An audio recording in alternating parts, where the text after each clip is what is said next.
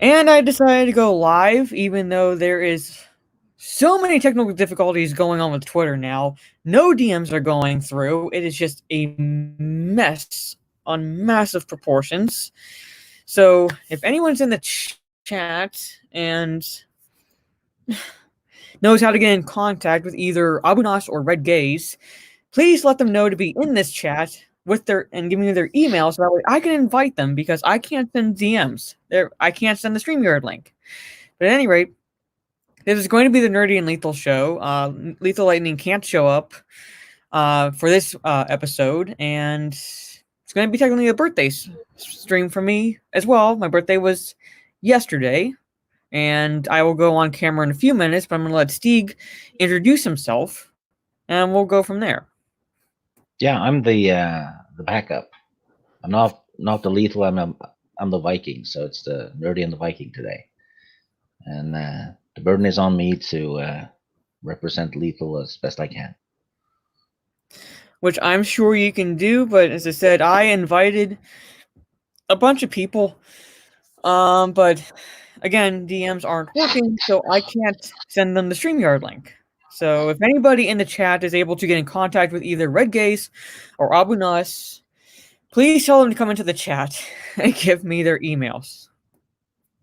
So, but at any rate, what I'm going to do, I was going to talk about some pop culture news thereabouts, but I want to message someone real fast, and then I'll go put myself on camera, and we'll talk about rumors about Wonder Woman, what Suicide Squad David Ayer was dealing with on Twitter, and the rumor that Disney is planning on developing a live-action version of their Robin Hood cartoon. Have you heard of that, Steve?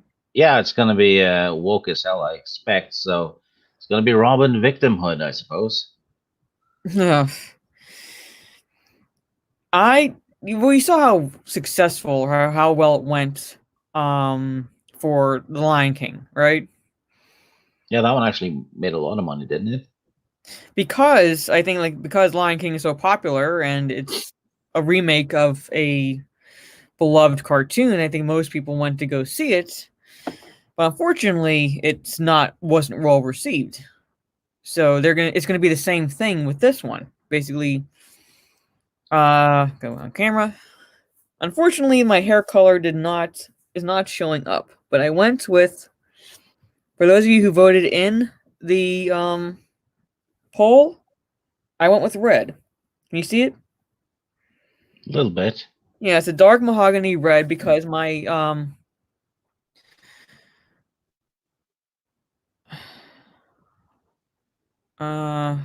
where's where did you put your email down? You didn't put it down on the floor, did you? Because if it was a DM, I can't. DMs aren't working for me. Yeah, Twitter is screwing up, although the DMs are not working for anyone. So she'll get that email link in an hour or two.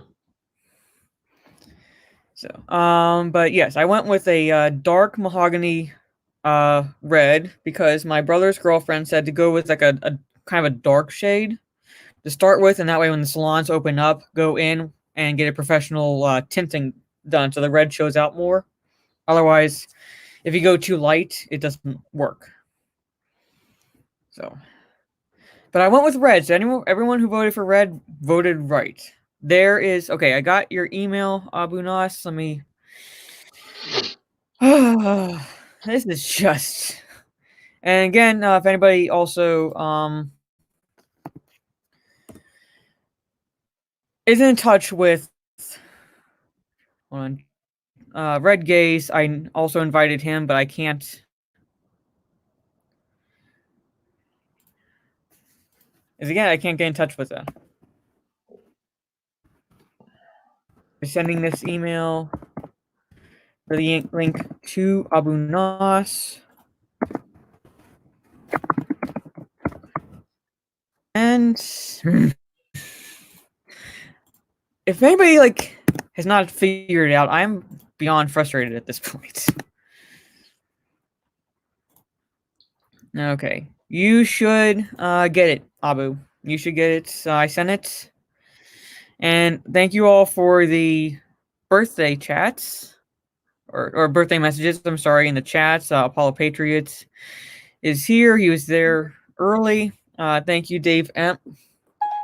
Dave M. For birthday message. Subhuman. Thank you, Trey Courtney. Thank you. Well, I don't know about YouTube's end. Lethal's not able to be on, as I said, but yeah, his stream got taken down again for a 4th time, even though he tried his best not to do it. Thank you, Hound. 3000 need some hugs. Okay, I'm not in the. All right. Welcome, Dave. Thank you for showing up. Thank you, Neff Champion. Thank you for the birthday message. Hound is saying, hi, Sieg. D. Pansek, yours was the first, so happy birthday. Sorry I missed it. Sorry, I'm trying to catch up. Your birthday was on the first, Pensac? Is that a joke? Sorry, bad Cameron, thank you. Happy birthday from Hollywood. Thank you. Sorry, I'm catching up on anybody that I missed. Red is for Aries. Yes, us Aries. I want to go a bit more red, but I'd rather do have a professional do that. Dark mahogany red, like World War II machine gun. I do not know. I think it's Easter for him, so I'm not sure. He's probably spending some time with family. Yeah, we didn't even show anything. The rules are the rules are BS because most times you can get the same pictures, the same images show up in other YouTube videos and they don't get taken down.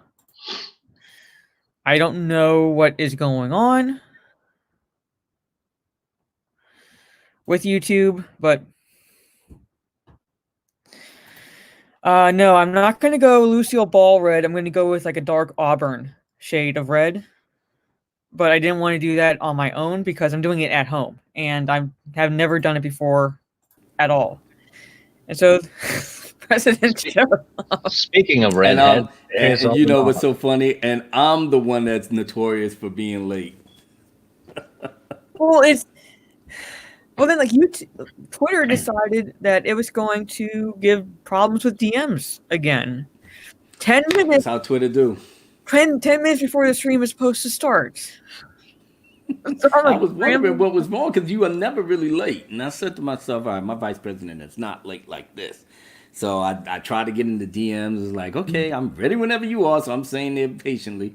Then I said, okay, well, let me just try to promote the show. So I went on the actual YouTube and tried to look up your channel. And there you was. And then y'all was live. And I was like, how's she going live and don't even contact me? I was started the chat anybody can tell them to get in the chat. I know. I heard that part. So I said, okay, let me put my email down. I was like, that'd be wrong.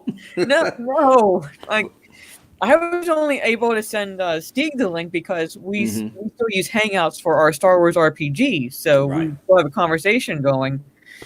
But everyone else...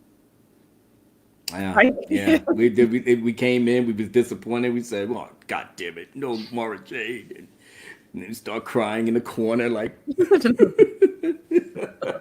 But lo and behold, I actually did some promotion, so hopefully we'll get some people who come in here because I know they wasn't expecting me. But President and Vice President is in the building. We're about to light this thing up. Speaking of lightening up, where's Mr. Lightning himself? Where's he at? He said he wasn't going to be on, but he didn't give a reason. I'm assuming because it's Easter for him. Oh, yes, that's right. It's a day. Yeah, okay. Yeah. Got it. So, all right, well, it's just me and you going rough shot, so we could take care of this. So we'll see if Red Gay shows up. I did invite him. I also asked Steph if she wanted to come on as well. And basically see who all really at this point shows up and talks about some pop culture news and things like that. Gotcha. Sorry, I'm just catching up with the chat. Lethal is a new PewDiePie, YouTube's new Fall Guy. Yes, his stream was taken down again. Again? He was trying to be on his best behavior. They didn't do anything wrong. It was, I think, the picture they had up, really. she was a Playboy bunny. She was clothed. She was in a provocative position, but it's not like. Oh, that's what got him. Yeah, inappropriate content. What's not provocative for us was very provocative to the bots on YouTube, because ain't nobody running the show. It's still the bots up there. The bots said, "Ass up, face down." Oh no. Yeah, pretty much. Yeah, it's Easter. It's Easter. It's even that. Yeah, see, that's even worse. That's even worse. You gotta have face down, ass the up. Easter bunnies. Yeah, bunnies on the day before Easter. I'm shocked they didn't put a little note on Liesl's thing that said Jesus is watching you. Pretty much. You know, Frank and the Shawhan Ruiner Hog Clan, thank you for showing up. Sorry if I missed your messages, Pastor G. I'm sorry. Happy Easter to you as well. Mara's Abu's vice president in the same way that Cheney was Bush's vice president. She's in charge. Yeah, pretty much, man. Shoot, I'll turn around. I get the memo. It's like, Mr. President, what's going on? Your vice president just shot somebody in the head with a shotgun. Was it by accident? It appears so. We'll go with that. Oh man, and I saw that movie Vice too. It was awesome. It was awesome. Kristen Bale knocked it out the park. Vice presidents isn't supposed to do things like that. It is now. Yeah. Miss Sarcastic Nerd, thank you for showing up. Happy day of birth. Yes, my birthday was yesterday, but so, I figured. Did you enjoy yourself? What did you do? I can't do much with businesses closed. Yeah, that's true. And movie theaters closed, but my family got me these. Oh, nice. John Wick 3. Oh, I'm so jelly of you. I'm jellylicious. So tomorrow I'm going to have a little movie day after lunch. Because I wasn't able to do it today because I don't know how many people know this. I know I mentioned it, but Stieg is DM for a Star Wars RPG that I'm part of. So we did the beginning, well, not the beginning of, but basically when we're finally, the characters are all together because I had to do a solo mission due to my character being kidnapped at the end of the first episode. Oh, no! So, and it was me who demanded this, but I said to Stieg, I want to be in a gold bikini when they find me. Fuck yeah. So he made sure of that. Shit. and she was running in slow motion from a Rancor. You put me in high heels, being chased by two Twi'leks in charge of the slaves, a guy riding a Rancor, and a Phalanx with a horny teenager. It was all in slow motion. YouTube, don't take us down. We're only talking about it. We're not showing it. No, but that's how he described it. I'm like, you're that is evil. Shit is definitely not good. That's for damn sure. No. Well, I had my chance, so I took it. You're a great man, Steve, because I would have done the same thing in your shoes. Yes, blue Twi'lek women are yours, Apollo Patriot. I don't even know if Steve gave a color for the Twi'leks. Speaking of which, what color is your hair? Well, you can't really see it, but I went with the dark mahogany red. Oh, okay. All right. So you took my advice for Jon Snow. Yeah. You took my advice. Well, I was going with red to begin with, but I'm like, let's see how many people think or guess right. And I think you would have been was actually appropriate because 69% said red. 69, get it?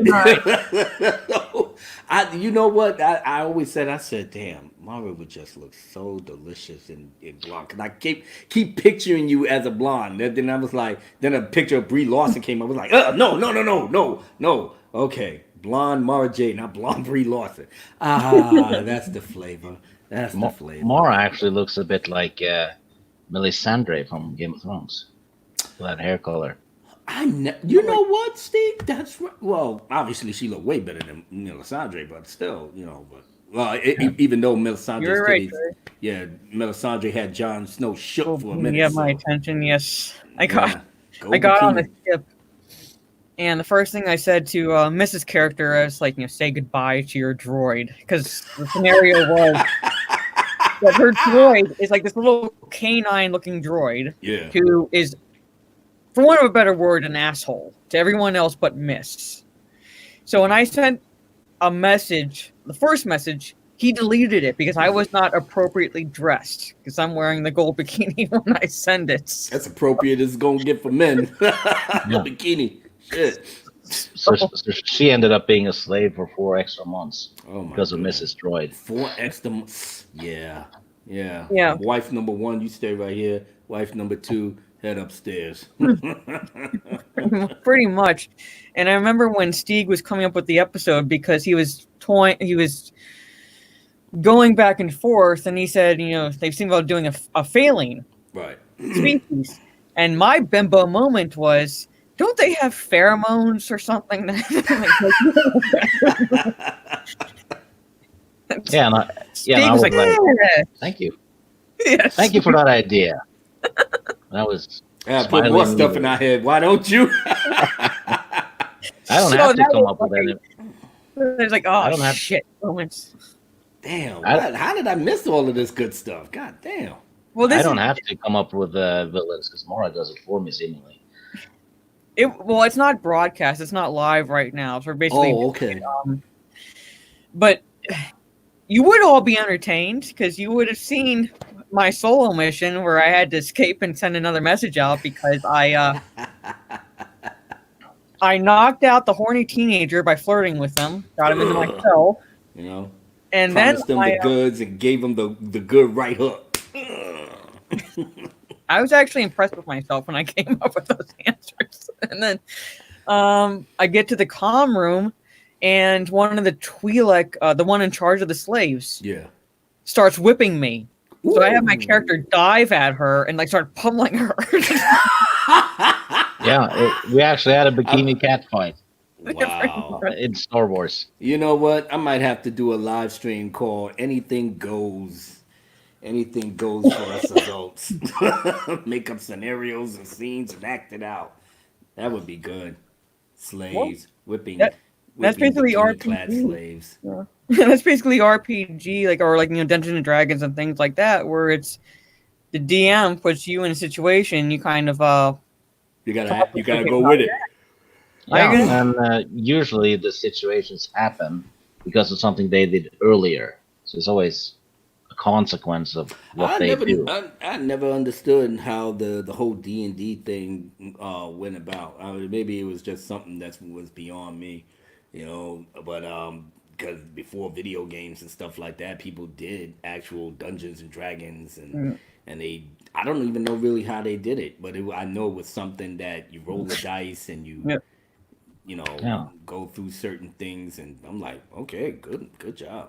It's basically, if you're the DM, you're basically the computer, right, controlling all the other characters, and then you just have the other characters react to what the players do. Mm-hmm. So you're basically writing kind of a novel without main characters. You're just writing all the eventualities of what they might do. So it's a lot of editing happening after each gaming sessions. Nice. And it's better than the Disney trilogy. By far.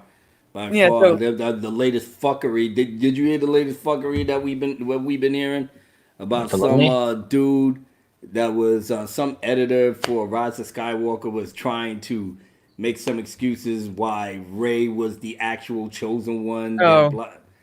I didn't read the article, but I gave my thoughts known when I read the Screen Rant tweet.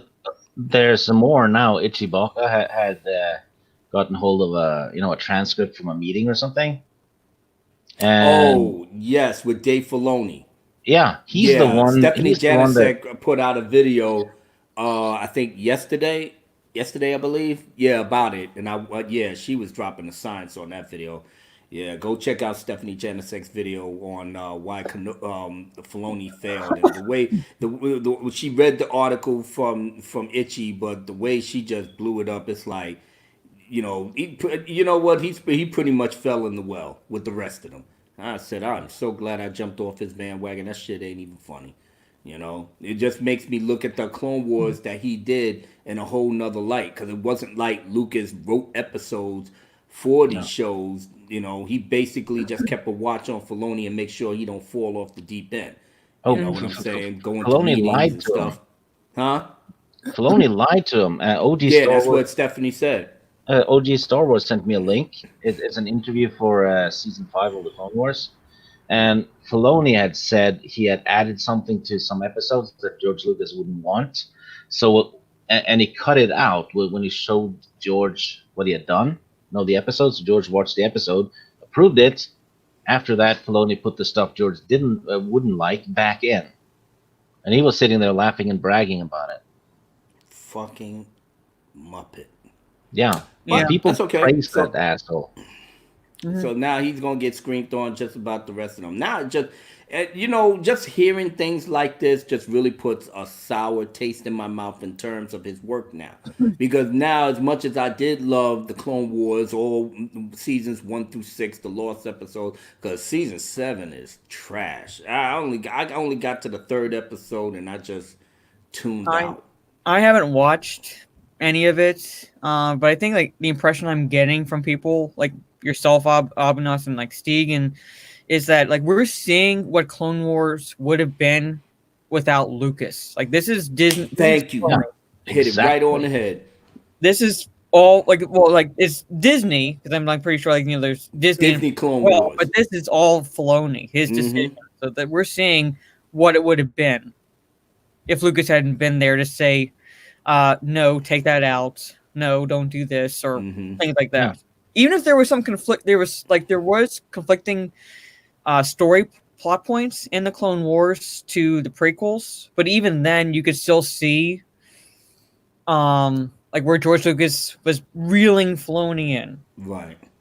Yeah, if Yeah, you because want he the was the real, boss. These are my characters. You're playing in my sandbox. You created Ahsoka Tano, but you created her in my universe. So you don't get to do anything that you think you want to do with her in my universe if I don't approve of it. And he knew that. So now when the Disney sale went by, and I don't know why I just didn't pick up on it, but you know what? Better late than never. Not you. You're absolutely right. Now you see him unhinged and not and unfortunately he had full reins to do what he wants with this thing, and it shows. Now he's sucking on just like Big Jake sucking on that soy. He's sucking on the soy of all these other agendas, this whole feminist thing, where in that reading the Itchy Barker article in and of itself, that transcript, I was just shaking like, is this actually Filoni believing this shit? And I Yep. said, why not? Everybody else was chiming off on it, the matriarchy and how it should have changed, and this is the right way to go. And I was like, damn, so what the fuck is wrong with Luke and Han and Lando? So fuck them, right? It's just like, oh, all right, whatever. Whatever. if if you want the real Clone Wars, get the Dark Horse comics from the early 2000s. They're amazing. Well, Um, the one that the guy I mean, I'm not gonna sit up here and lie and not say that the Clone Wars episode seasons 1 through 6 wasn't good. It was great. There was okay. certain episodes where it was so pristine.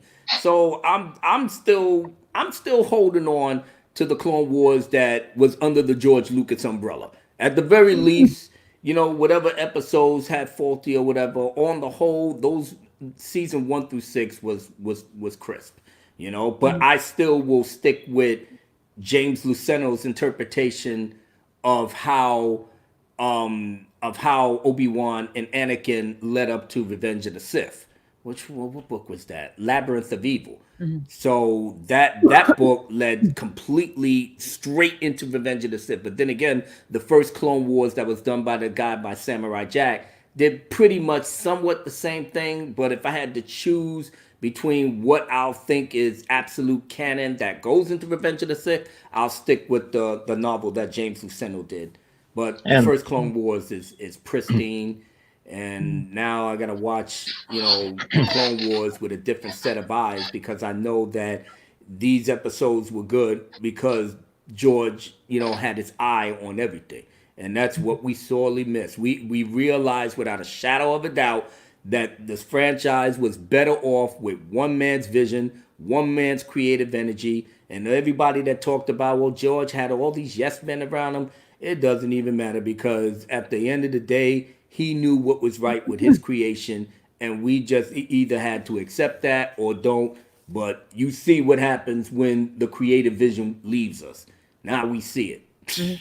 Yeah, and the warning sign was Rebels, because George he wasn't involved with that. Couldn't stand that show. It wasn't even so much the show itself, because I felt like that was someone that was trying to shoehorn characters to be in the OT, to make it seem like these rebels was like the catalyst for the Rebel Alliance to get up there. But the one character I couldn't stand was Kanan. He just sounds like a sucker, like a phony, he just sounds like a soy boy, and he's supposed to be a Jedi, and it's like I can't stand his voice. But that was before I found out who voiced him. I said, "Oh my God, it's Freddie Prinze Jr. No wonder the D-list bastard. No wonder." But to play devil's advocate for the character Kanan, I'm not a favorite. He's not one of my favorites by any stretch of the word. But I will give him his character credit, and that is his death was more emotional, how it was handled, than anything I'd seen in the sequel trilogy. Oh, okay. Yeah. I'd probably have to go see his death scene or whatever. I'm like, ha, you D-list actor, you ain't got no job no more. Yeah, that's probably what I would have did. Probably, but Star Wars is for kids. Given I said, what I've seen in the sequel trilogy and how his death was handled, it was actually pretty emotional how they did it. Oh, okay. Did you actually watch the whole series? I did. It was like a train wreck for 4 seasons, but I was watching. Good. You better than me, Mar. You better than me. Do this up now. Let's see what they do. Yeah. Are you gonna do a rewatch of Rebels retrospect? You must be smoking crack. I got through it once. That's enough. Yeah. It pretty much was. I have no desire to go back to that. Turn that shit off. What the fuck is wrong with you? Yeah, it's it kind of messes up A New Hope, because according to Rebels, the Rebels had 50 bases, right? Which means the Rebel base in Hoth is just Rebel base number 43. It's not a big deal. Oh God Almighty! Just like I said, I don't even pretend that shit don't exist to me. Somebody look at Rebels like, Abu Nas, have you seen Rebels? Who? What? Yeah. Rebels, it's on. Stop. The only Rebels is the one I see in episode 4 and up. So stop it. It should be named Rebels, really. Yeah, I tolerated Ahsoka, but I like Ahsoka. As bad as I hate Filoni, I like Ahsoka as a character, but that's only because she was in Clone Wars from the season 1 all the way up to season 6. Her arc should have ended either after Revenge of the Sith, or a little bit after Revenge of the Sith. Her and Anakin, I do agree that her should meet up, but only for the last time. And Anakin takes her out, and she still claims that she sees the good in him, just like Padme. And it was too late, and let it go. She ain't supposed to be living past the OT, because the OT trilogy, and tune in for a shameless plug real quick. Tune in for my live stream next Saturday, where we're gonna do our OT appreciation live stream for the original trilogy. We are on The Empire Strikes Back now. So we've pretty much gone through the entire OT trilogy, and guess what? Ahsoka Tano wasn't even a mention, wasn't even a thought, because if she had all this knowledge, if she had all of this, she would have known about Luke Skywalker. The Skywalker name itself, because there ain't no way she's in the galaxy and she wouldn't hear of the Rebel Alliance and Luke Skywalker. That name should ring a bell to her, and she would have tried to seek him out if that was the case. But absolutely. So that's when they're going to try to reboot the OT to do all of that. My issues with her stemmed more from the fact that she was a Padawan, and she's taking on the likes of the handle Maul and things like that. And I'm like, no Padawan. Look how Obi-Wan struggled against Maul in Phantom Menace, and he was 10 years older than Ahsoka was, essentially. So I'm like, I have issues. She basically was. She's not as OP as Rey, right?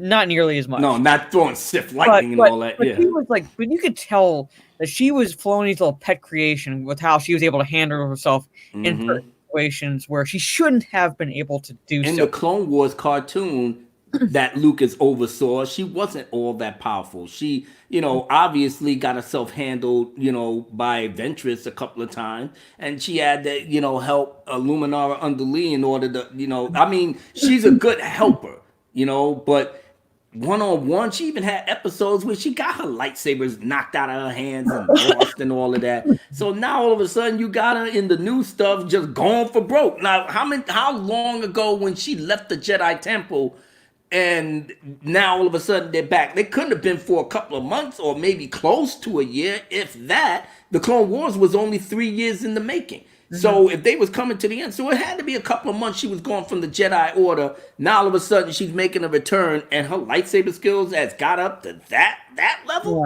Yeah, No. Yeah, she's teamed up with the Antifa sisters as well. Something. Well, like for those sisters, they got rid of an Asian male love interest to bring two sisters who really, what's their purpose? I mean, I haven't watched the episodes, but I'm hearing how people are talking about them, and I'm like, you could have taken. Was there any lightsaber battles there? You know what? That rests my case. The most boring arc. Yeah, it rests my case. No lightsaber battles, no space battles, no. What are you doing? You making the Clone Wars into a fucking soap opera. Nobody don't want to watch that, man. I did. Oh God. You know what? That's why I'm staying on my grind. For the love of George Lucas, baby. That's exactly what I'm doing. These guys have lost their marble. I mean, fucking Rise of Skywalker got novelizations, retcon and shit. We got the High Republic getting ready to come in and just fuck up the entire prequel trilogy. I don't know. But you know what? I'm glad, because when I was watching Stephanie Janisek's video, she said that there was a rumor because Disney's losing so much money on every end. Basically behind all the failures that they got. That's why Bob Iger was like, you know what, fuck all of y'all, I'm out. So now they're just scrambling, just trying to get infusions of money and stuff like that. And something was floating around. And she said it was just a rumor, but this is what she heard through the grapevine, that this would be the perfect opportunity for them to look for selling the Lucasfilm property, because they're hemorrhaging money left and right from every aspect. And now that they can't even get a foothold of what kind of audience they know what kind of audience that they want to get. The problem is that audience, the 18 and 25-year-olds that loves these Reylo and the High Republic and the women good, men bad, they love all of that, but they ain't got enough of them to carry them through the day to get that money. Obviously, the Rise of Skywalker pulled up the skirt, saw what they had. No bueno. And then from there, you can't even make another movie without people knowing the suspect. You want to know why? Ask JJ. He's over at Warner Brothers right now. So the party is over. The party is over. None of the old school fans like us is going to pay another dime for this. Shit, John Boyega trolling the shit out of everybody. Mark Hamill saying his final goodbyes in a letter. Billy D. Williams making videos saying, God bless you, good night. I mean, come on. And now you got people coming out the woodwork telling you that, damn, Rian Johnson really, did a number and he did this shit intentionally. People that worked on the movie with the dude. Now everybody's talking. Now everybody's coming out. Now everybody is spilling the beans, spilling the tea, just doing whatever they got to do to make people know. Where's Collider? Disbanded. Christian Harloff doing Schmoville. John Campia still in his bargain basement studio. All these other big YouTubers that was doing their thing, sucking on that soy, shilling for Disney. Jeremy Johnson's the only one that kept it real. He kept it real. He said, yo, this thing is trash. Now we know from the book that Bob Iger made that this shit was a catch and grab from the get-go. But you can't tell the young kids that. You can't tell a 19-year-old that got mad at Stephen Wayne's art thing. And it was like, oh my God, men are trash. And I looked into this young lady's bio. She said, I'm 19, I'm bi. Stand for Ben Kenobi. I was like, that's what it is. It's the young kids that want another Twilight and they didn't get it, so they're gonna keep that flame alive to the day they die, or they get married and have kids. Anyone who says stand for something, I'm like, oh my god. Like, you can be a fan of something, but like when you say stand for, I'm like, you are now batshit crazy on the like, side of things. Yeah. I saw something staggeringly dumb today from one of the new fans. He was defending Ryan Johnson in The Last Jedi, and he said Ryan Johnson finally gave us a Force user in Rey that wasn't a Skywalker by genetics. And I was like, have you watched the prequels? have you heard of Ahsoka, Ben Kenobi, Yoda, Qui-Gon Jinn, Darth Maul? There's plenty of Force users there that aren't Skywalkers. Yeah. Will Gentry, he wasn't able to make it. He didn't give a reason why, but I'm assuming He said this is false advertising. Yeah. He came for the lethal. I'm assuming like it's Easter for him where he is, so because he's about 13 and a half hours ahead of me. Mm-hmm. So, but thank you for the birthday message. I'm trying to catch up with the chat. Sorry. What do you think will happen in the finale of the Clone Wars? Well, if they're going with the Mandalorian arc, Ahsoka hands Maul his ass on Mandalore and survives Order 66. Are there anyone who hasn't beaten Maul yet? Yeah, I was about to say, do you even fear him now? No. It's almost like he's a joke at this point. And that's sad, man. That's sad. That's why I couldn't even stand Rise of Skywalker the way it did. The way they portrayed Palpatine, all wrinkly and it's like I said, it took the mystique away from him being not Palpatine, not, the Emperor. He's Darth Sidious. And that man is supposed to be like devious, insidious, evil, conniving, not just some wrinkly old dude shooting lightning like, the Sith is all in it. Oh God, it just borderline cringe on that movie. That line, oh my God. Oh man, that's why they trying to sell this shit on digital. Like, well, $20. If you don't spend $20, you can rent it. I wouldn't even want to rent it. What's wrong with y'all? No, but like, I mean, I don't want to say I hated. It's like when Maul came back, I was like, okay, fine in the Clone Wars, but then it got way too much because like it was literally man too angry to die because he got cut in half, but somehow he was angry enough to stay alive even though he had no bottom half whatsoever. Well, and George didn't realize what kind of an icon he made in Darth Maul at that time. He cut him off because, like I said, he was just following the story. So Maul just became this instant icon that everybody loved. He became like Boba Fett. And I guess George, in hindsight, like, well, maybe I could have kept him around when I did, but it's over and done with. Let me just go on with the story. Dave Filoni, I guess, really like try to push, but George did sign off on it. He signed off on more coming back. And like I said, I didn't mind it because they did it good. I mean, in my estimation, especially when it came to its hate for Obi-Wan that kept him alive in the dark side of the Force and stuff. And the dark side of the Force can do some pretty incredible shit in terms of anger and just the will. His will allowed him to live and just suffer through it. And I like how the Night Sisters, did their magic and everything. So it was pretty cool. I mean, he served the purpose in the original Clone Wars. Yeah. No, from Rebels, that's when he went. Went down too. Because Clone Wars was fine. Like he had good arcs and things like that. But then when they brought him back in Rebels and he's trying to influence Ezra and things like that. Oh yeah, oh God, that's the little clips that I saw behind that. I was like, turning the channel, click. The moment they ruined him was when him and his brother attacked Sidious, right? Mm-hmm. Oh yeah. You know what? I like that. I like that Darth Sidious showed his ass. He showed them that y'all guys was running roughshod, terrorizing the galaxy. I just love the fact that Daddy's home.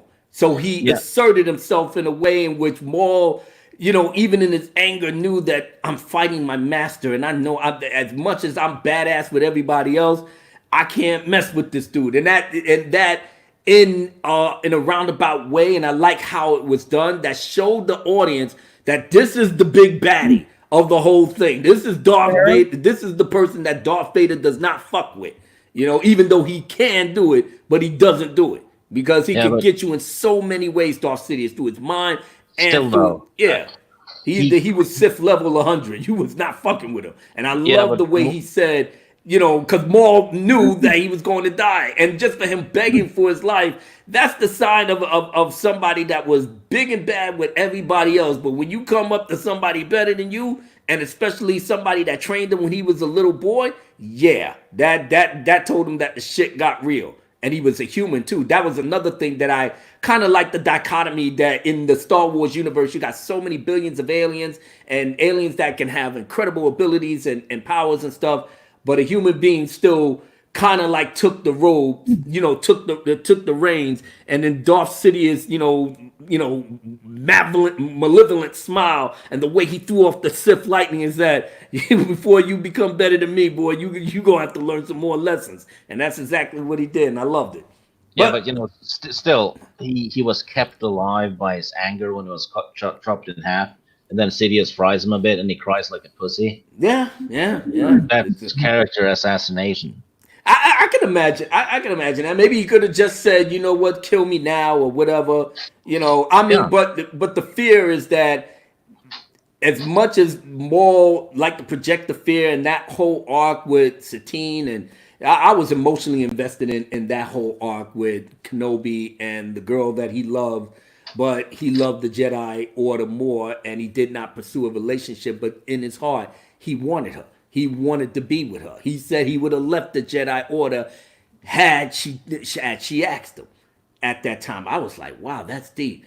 And it just gives the OT a different flavor for me, because I could see the guilt, you know, in Obi-Wan's face, knowing how he looks at Anakin, and it's like, listen, I fell in love too, man, but we had a bigger duty. You know, we had a bigger duty, and you just dropped the ball on it because Sidious told you something that, I guess in hindsight, you know, who wouldn't want to, you know, save his wife from certain death, you know? Anakin could foresee the future.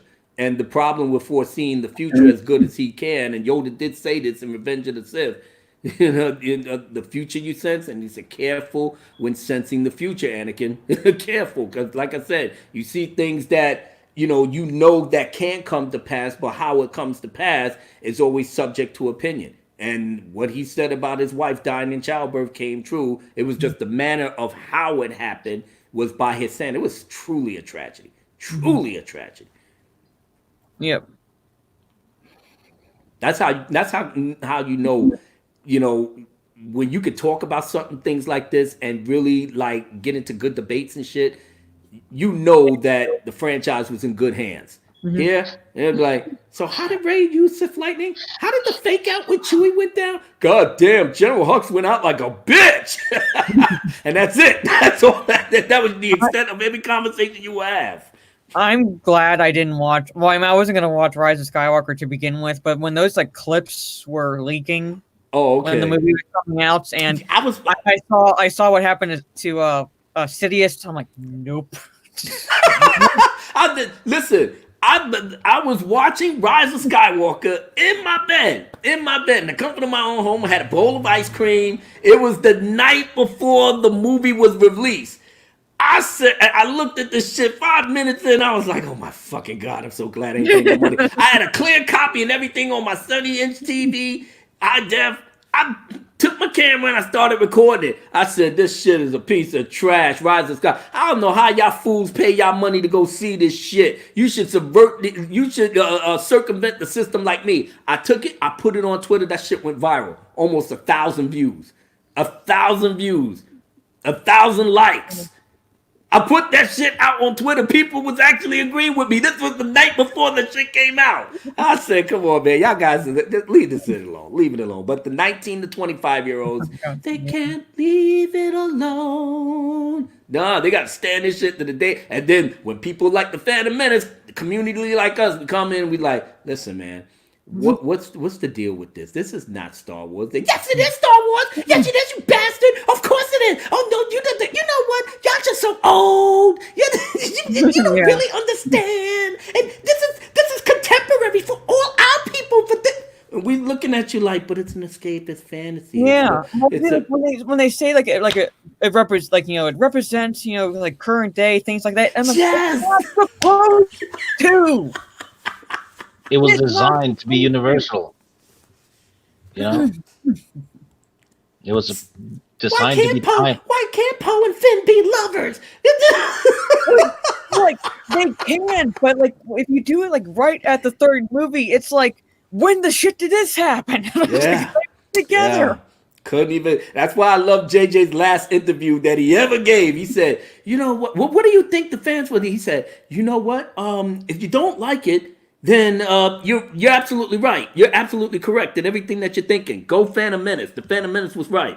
If you do like it, good for you. I'm glad you enjoyed it. Okay, I'm out of here. Fuck all y'all. Good night." I mean, George put so much time and effort into making Star Wars timeless. It's timeless by design. So if you make it 2019 current, it's the wrong franchise for it. Yeah, because half the people will be transgender, the other half will be LGBTQ, the Yeah. other one will be like fuck men, men are bad, women great. Well, we tell them like we don't care if a character is gay. We don't care like the character's skin color. We don't care about the gender. We don't care about whatever. Basically, like you could have had Poe and Finn be lovers through all three movies. We wouldn't have cared as long as it was not. As long as we looking in the theaters like, oh my god, he's actually touching his lips. Did he put his hands on his ass? What are my children watching here? Oh man, that's how you know we lost our minds. It wasn't the focus because like they make it the focus as if like that's what comes first before the character, and we're like, we don't care. There has been gay people in Star Wars. There has been black characters in Star Wars. There has been female characters in Star Wars. It doesn't matter. Yeah, the best part about it. We list them all. It's like, well, you're just racist. I'm half Middle Eastern. You're sexist. I'm a woman. It's like, oh shit. She was. I'm actually. You got to check that off. Okay, well, you're misogynist. I'm a woman. Fuck. All right. Well. I don't know what it is. You're brainwashed. The men that brainwashed you, and it's like, really? Come on, seriously? That's why we need y'all women out in the forefront, because with us, it can only go but so far. Like you men are just trash. Men doesn't have to have a voice. And I'm sitting up here like, damn, you came out your daddy's nutsack. You had to have one for something. But half of these young girls don't know which way they want to switch, and all these young boys that's just about soy infested. Oh, OG Star Wars gotta go. Yeah, I'm still waiting for a trans Doshan bounty hunter teaming up with the Mandalorian. Oh my goodness, I'm looking forward to that. The conversation these people will have. I mean, shit. Like I said, everything else is going to shit now. So I had my hopes of the Mandalorian, but now I'm like, I don't know if I'll redeem the franchise. You know what I'm saying? The novelty of it. What happened? Well, it's like I don't know if I'll redeem the franchise as it is now. I would recommend read the EU, and well, I mean, like if you like the sequel trilogy, that's all well and good. I'm not telling people what they can like and not like or whatever. So if you like the sequel movies, fine. But if you don't, stop the movies at 6. Start with the EU. Yes. If you like the sequel trilogy, you're retarded and you need a lobotomy.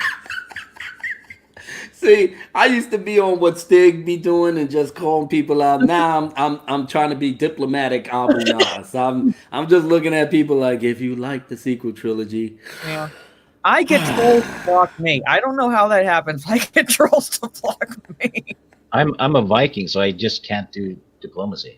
Yeah. It's not in my. I have to do it after getting kicked off of Twitter for 6 times. I'm trying to keep my damn account open for at least a year before something happens. But who the hell knows? I mean, I got people just hating on me left and right. Shit, I got my, my last live stream that I had to drop the ball on Lonely Banter and his boys, and I had to get flagged for that. You know what I'm saying? So the video might just disappear tomorrow, but who knows? Because I'm not touching it. Do what you gotta do, and it is what it is. So. Yeah, it's Mandalorian. That's what it's getting to be. It's Mandalorian. he might just change genders in mid season 2. I mean, Rosario Dawson is going to be Ahsoka in the 2nd season. I like Rosario Dawson, so under good circumstances, I would root for this. But thank you. Yeah. I have issues because, like Trey Courtney said in the comments above, Ahsoka is now like one of those slasher villains where it's like basically like you think I'm dead? Well, surprise, motherfucker, I'm back. Yeah. They even raised her from the dead using time travel. I mean, this is Friday the 13th all over again, right? Yeah. Yeah. Yeah. But that's what I'm thinking. It's like, you think she's dead when Vader kills her? Nope, comes back from time travel. You think she's dead here? Nope, she comes back here. I don't know. Like, can she just, I don't know, finally die, please? They should have had Vader kill her during Rebels. Well, Completely. That's what should have happened. That's what should have happened. But slaughter her like a bitch. But Filoni, chop her Filoni, head off and hold up the head. well, Lucas wanted her to die in Order 66. That was what he wanted. And then as soon as he sold the rights to Disney, surprise, Ahsoka lives in the Rebels. Of course. And then now she's going to be added to the what is it, Cassian Andor show, and Mandalorian, and she's getting her own show. It's turning into Ahsoka Wars. It is. It's like a way to insert her in whatever. Yeah, she's become the Pikachu of Star Wars. Yeah, we know she did die, Lyndon. We know she did die, but like they used time travel as a cop out to bring her back. That's our point. It's like we want her basically to stay dead. Is the point? Yeah. Being that she's there come my cute little shark.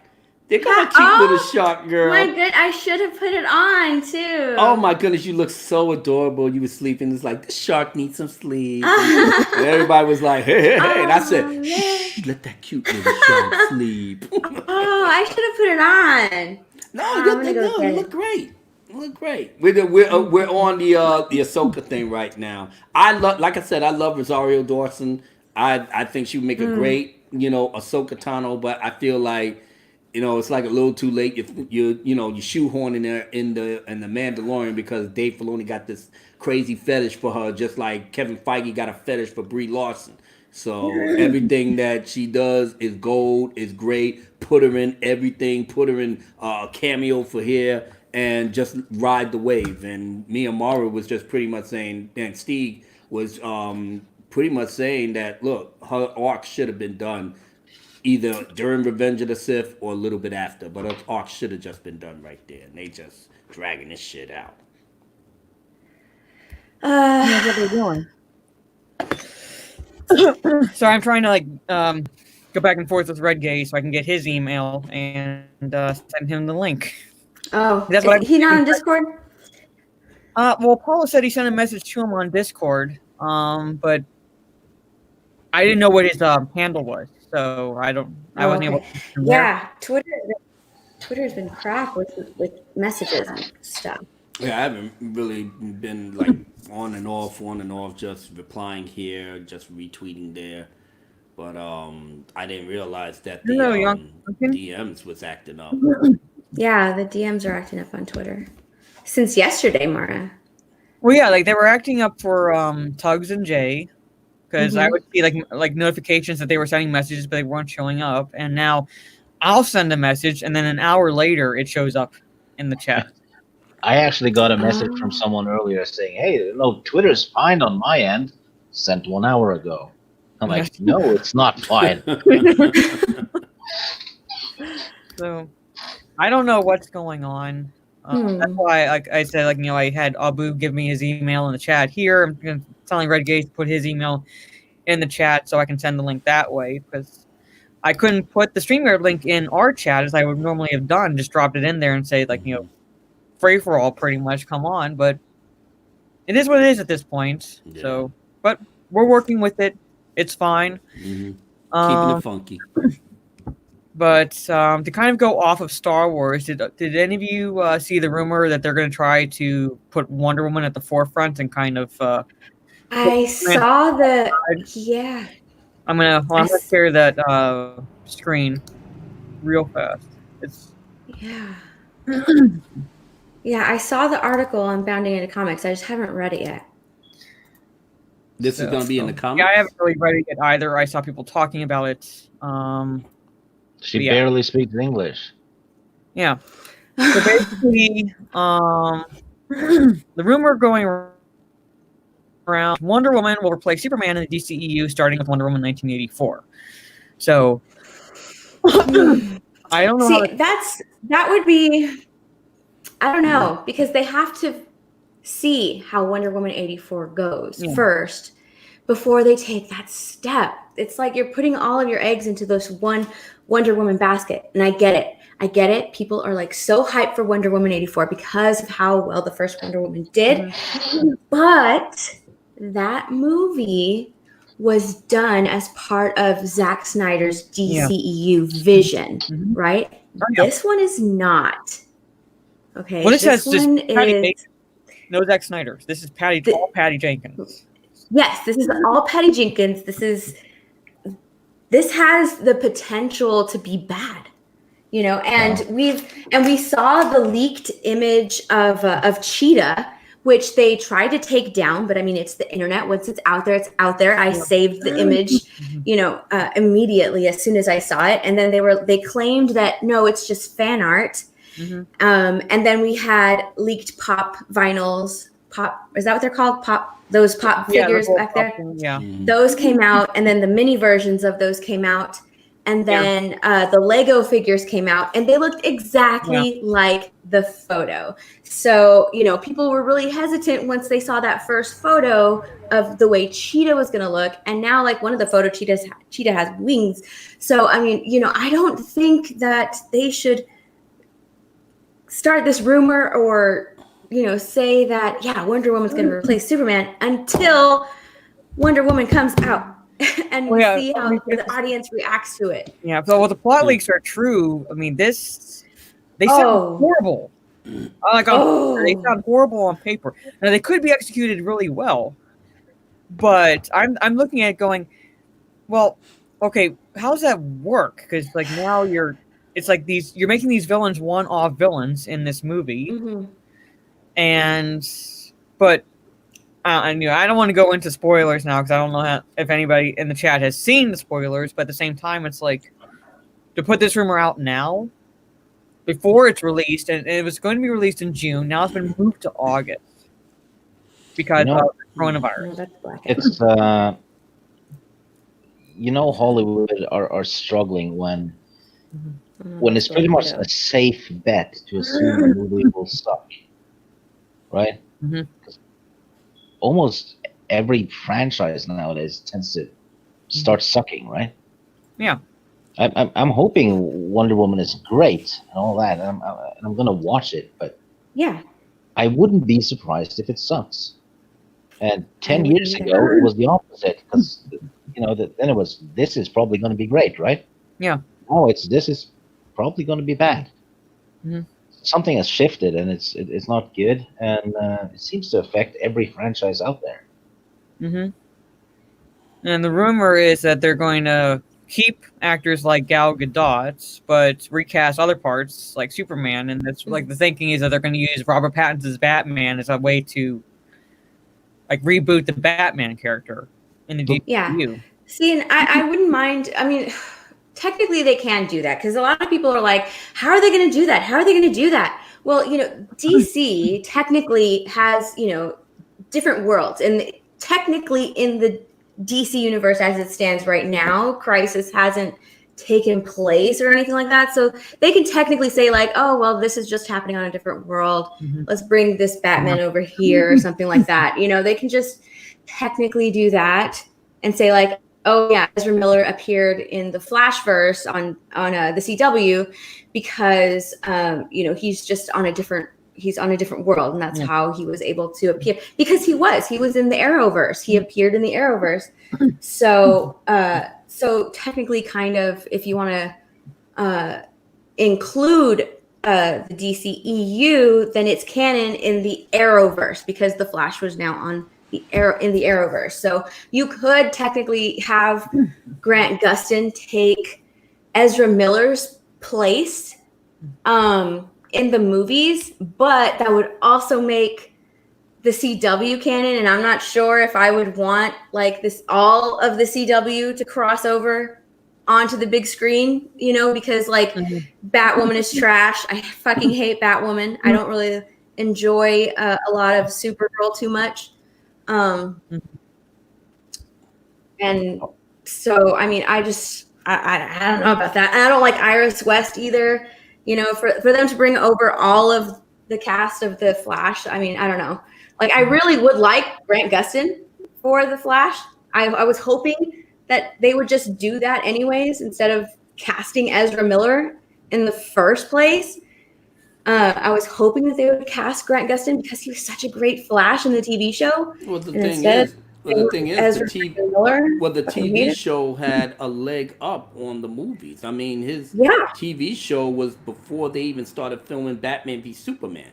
So we had 2 seasons of Grant Gustin already when they was filming. So it was kind of hard for us that liked the TV show, like myself. I loved the TV show. I was committed to that and Arrow from the first. So, you know, seeing Grant, I didn't mind Ezra Miller, to be honest with you, because they was going to separate the TV and the movies anyway. So I didn't like Ezra Miller I didn't like him as the Flash.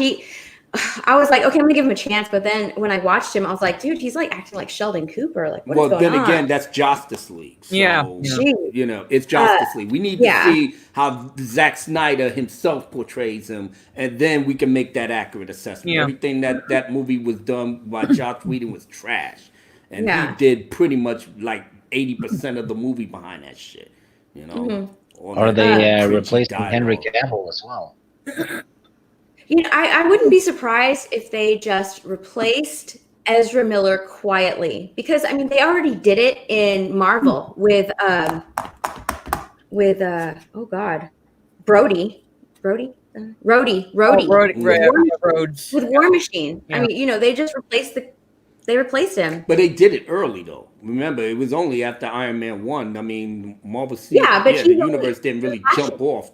So they did, they was able to get away with Rhodey just because it was only the first film. They ain't even filmed Incredible Hulk. Technically, this is like only the first film with Flash, like as a character. It's the first one. Well, actually, no, because he has kind of crossed over into Suicide Squad and BVS as well. Well, I mean, like as like a central character. He's kind of him just showing up like in a brief scene, I don't really count. Like to see, but see his like as a central character, you didn't really see him until Justice League, because that's when we really looked at his character. So I think they still could do it, and if they did the Flash film and did it as like a Flashpoint. Oh, that they're not going to do the Flash film.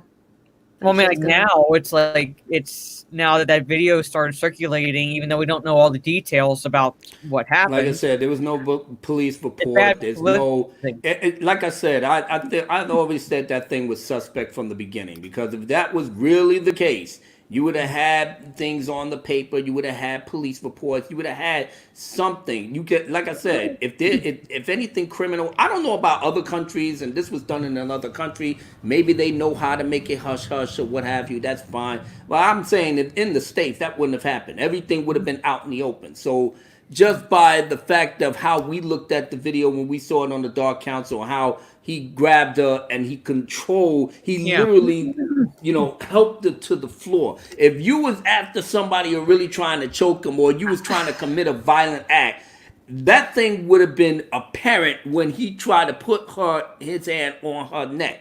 Instead, you get her with this big grin on her face all the way up until she was starting to go down. And then that was it. Here's the thing, though. Okay?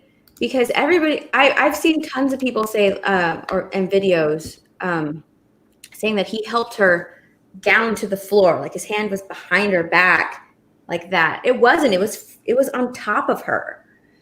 He wasn't helping her down. She was kind of going down slowly. He wasn't helping her down to the floor. His hand was on top of her, kind of pushing her down. Yeah, but you're not understanding the descent. Because if he was really choking somebody, how do you choke somebody? But at the very least, even though she was leaning back, if I have my hand on your throat, and if I'm not really choking you, I'm still you leaning down, but I am helping you. But But from what they were saying after the video was shot, when they was going back and forth on Twitter, the guy that was quote unquote the cameraman, he said, yeah, because they had to wait until the police get him to escort him out the building and stuff. You would have heard something from the news outlet over there in that country that there was some sort of disturbance and it would have got here over in the States, something. But the fact that you don't hear nothing about this leads me to suspect that this was either staged or it was done in a way in which the girl probably predispositioned this and he went along with it. I worked in a law firm for 25 years. There's no way that you could sit up here and try to convince them, because you got to have proof. The 7-second, 10-second video don't do nothing but just show you something. And obviously, how we know in the States that you can videotape somebody doing a fucking crime, especially when the police is doing to an unarmed man, and then you still get off in a court of law because it was inconclusive. So somebody got to come up with something to make it very clear that Ezra Miller choked the shit out of somebody. And where's this girl at? You know, because if I was her and this dude choked me out, I'm going to be famous. This is the woman that Ezra choked out. Yes, I was so destroyed. I didn't know what he was doing. Where you at? Nobody, nowhere to be found. Well, see, that's what I found suspicious. It is very just one, it happened in another country, right? 2, Ezra Miller's got money. I mean, he can easily pay these people off, have them sign a non-disclosure agreement and tell them, don't say anything and don't press charges, and here, you can have all this fucking money.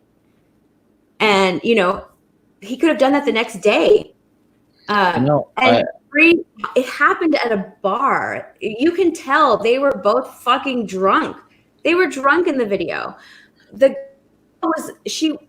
girl was fucking drunk. I know how a fucking drunk chick looks. She was drunk. I mean, it said that before the video happened, you know, she was asking him, or he was showing off like his scars from fights or something. And she was like, I bet I can take you. And I bet she was just like, oh my God, I'm going to have a fight with Ezra Miller. This dude's famous. She's walking up to him like, okay, let's see, you know, like, whatever, let's see what you got. But he's taking it seriously, right? She's like this fucking probably playful drunk. And he's just kind of like, hey, you know, she's like, okay, let's see what you got or whatever. And that's why she's smiling. I mean, she's with a celebrity and she's just kind of like about to, you know, not mess around with one, but like have this interaction with a celebrity, and that's why her friend is filming it. But then he takes it a little too far because he's drunk too, and he thinks that she's being serious. You know, so that's why it's getting filmed. That's just my guess. I mean, just reading, looking at it. Yeah, I mean, it's just always going to be up in the air. To be honest, it is. It really is always going to be up in the air. But it still don't look good on him. Just knowing that it actually happened and people filmed it.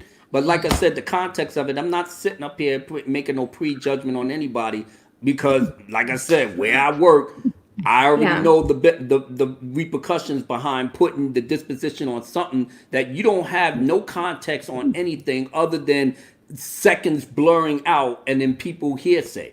If you're going to convict somebody, if you're going to go the route, go to court. Get the evidence, get the witnesses, get people to talk. Once you start talking, then the context of everything is known. Otherwise, it's just what it is. Somebody running their mouth on Twitter, somebody running their thing. You're not convincing me of nothing. I'm sure that would happen. I'm sure that would happen, but you know, this happened in another country.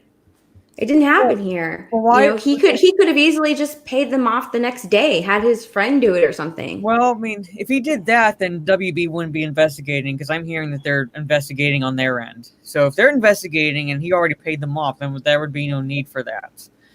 I find suspicious that the original tweet was deleted.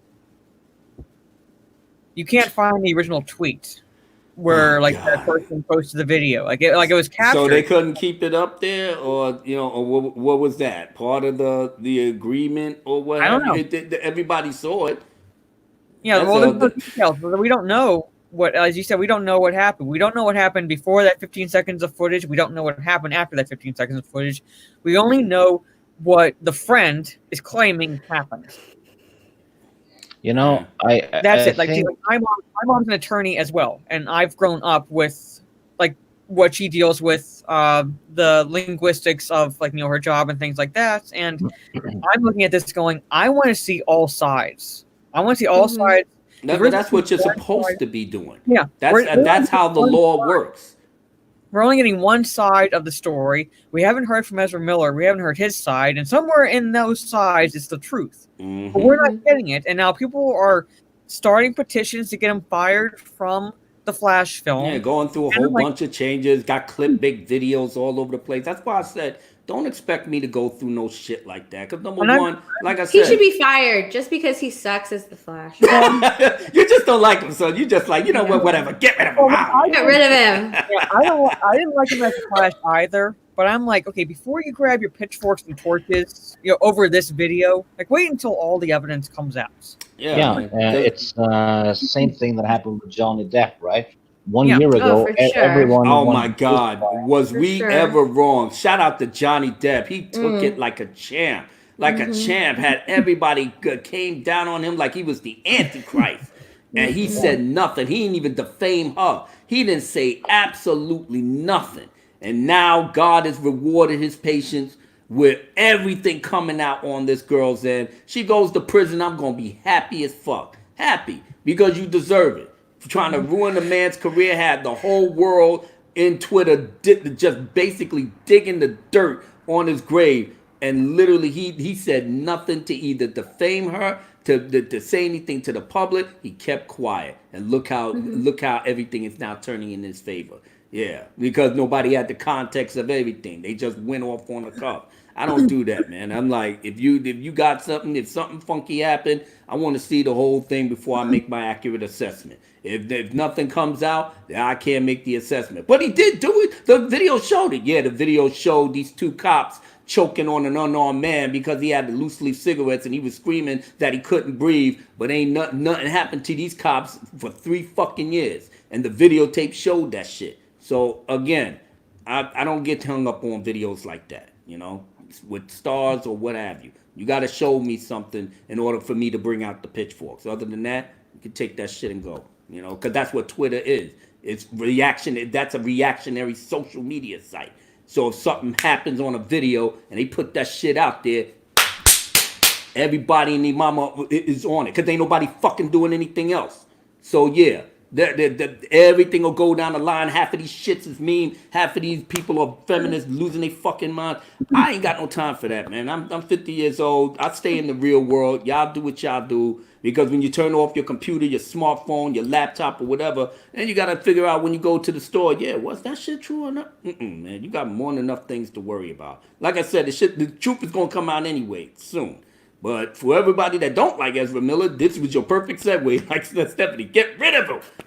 For the rest of us, we don't know what's happening. And to be honest, this thing with Wonder Woman, now getting the bump up, you can't get rid of Superman like that. You can't get rid of Batman like that.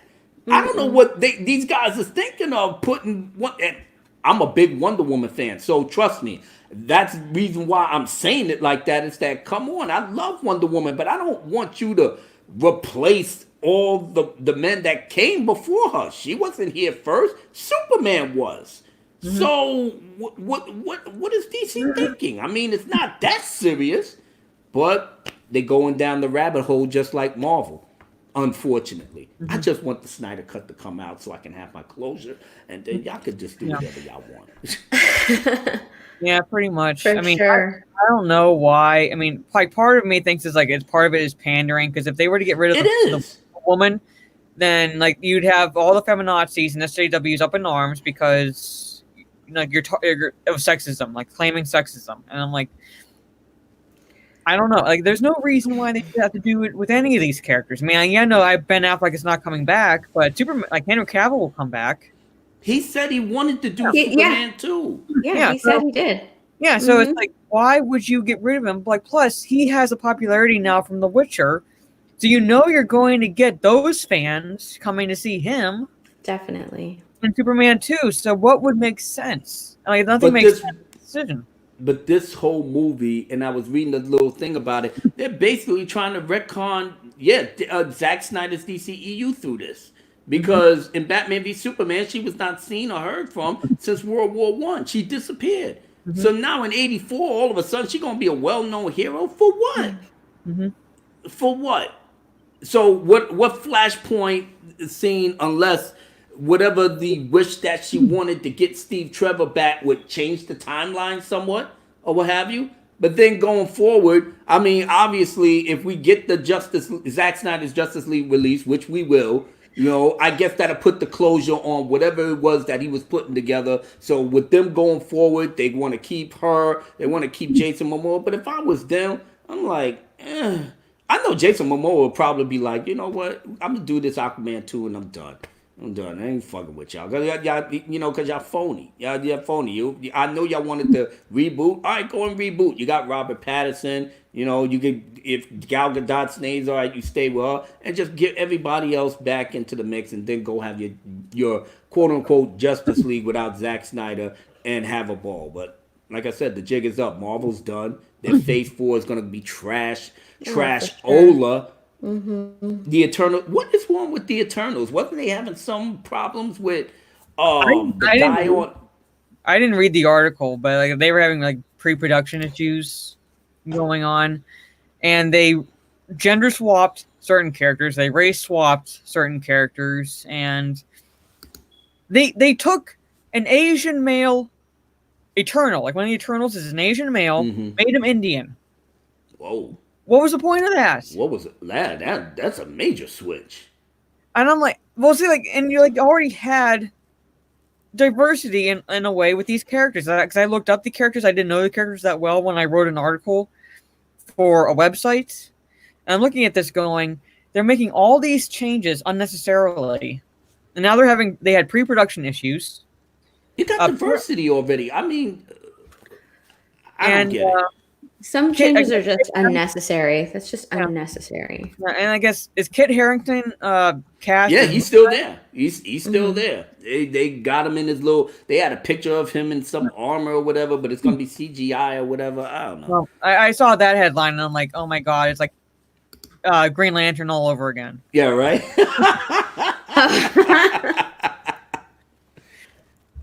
That's what I thought. I saw the headline. I was like, oh dear God. But I mean, Marvel's time is done. You know what I just watched recently? Endgame. Again, I watched both Infinity War and Endgame back to back. I went through the whole arc. Endgame was seeing it for because I haven't seen it ever since I seen it in the movies just once, and I was just I enjoyed it, but I knew what they did. They pretty much retconned all their movies behind it, but. As I watched it a second time, I still had the level of enjoyment seeing them go through the motions or whatever, because I watched all the movies, to that point. But the only thing that I was emotionally invested in throughout every hero that they had, everybody that was there, I didn't get invested in Tony's arc. Even when he died, I didn't feel nothing for him. Even though I enjoyed the character, I didn't feel nothing. You're just like, oh, okay. The only one that I was really invested in was Steve Rogers, because when he put down the very first movie, that whole arc with him and Agent Carter, I don't know what it was about those two, but I instantly connected. I instantly connected, and then when he got put in the ice and she lived her life, and then Agent Carter had her own show, for 2 seasons. And she carried a torch for Captain America throughout the whole first season. And, she finally let it go towards the end of the second season, but they didn't bring her back for a third. But they more or less completed the arc. But by the time he came back for the Avengers and then, and then Winter Soldier, and they always kept playing up the fact that Cap missed this mark. That was the woman of his dream. That was the woman for him. Who pretty much died in Winter Soldier, and he was just like, it was like a part of his soul was taken out. But throughout every other movie, all the way up to Infinity War and stuff, he always had this thing like what my life could have been. And that was the only thing that I really connected on Endgame, where he finally used the Infinity Stones to put everything back. But he was selfish. He said, "I need this for me," and he got the girl he always wanted since Yeah. 1941. But that would change the timeline drastically because then he wouldn't be around for the Avengers. Yeah, exactly. It's still a retcon, but I got into it. I loved it. But I loved the fact that yeah. he got his girl. You know what I'm saying? The one he always said that he fell in love with. He carried a locket of her picture throughout the war and everything else. And just the fact that, when he told Sam Wilson, "You take me Captain America, I'm good. I had a good life." He had a good life. Everything that he suffered behind and gave up, he went back into the path and had the life he wanted. And I said, damn, I could feel that, especially with a woman that I wanted or I wanted to be with, and it gave him that happy ending. And I said, damn, everything else I wasn't even feeling, but I felt him holding on to Agent Carter as his wife, and they ended the movie. I was like, shit. Had a great ending. Everything else was like, eh. Well, I haven't watched Endgame yet, but I've tried following all those different timelines, and they weren't even following their own rules half the time. They wasn't, but it was still enjoyable. It was not bad. I mean, but it didn't hit me on. I talked to my brother who saw the film, and I'm like, this could have been over in 5 minutes once they figured out time travel. All they had to do is go back to the Battle of Wakanda and aim for the head. Yeah. Done. That's true. They could have just went right there. That's true. That's very, very true. So many ways you could have put it, though. But, Anthony and Joe Russo, they had to drag this shit out just so they could put Captain Marvel in there. And God almighty, just seeing her again with the short haircut and all of that. I'm like, oh, Jesus Christ. It just cringe all around. I was like, please, God, just... I saw the clip, and to give Spider-Man kind of like a simp look from Captain Marvel. I'm like, no. God. Oh, she said, "Peter Parker, do you have something for me?" Oh yeah, hey Peter Parker. He was like, yes. Oh God. I was like, simp.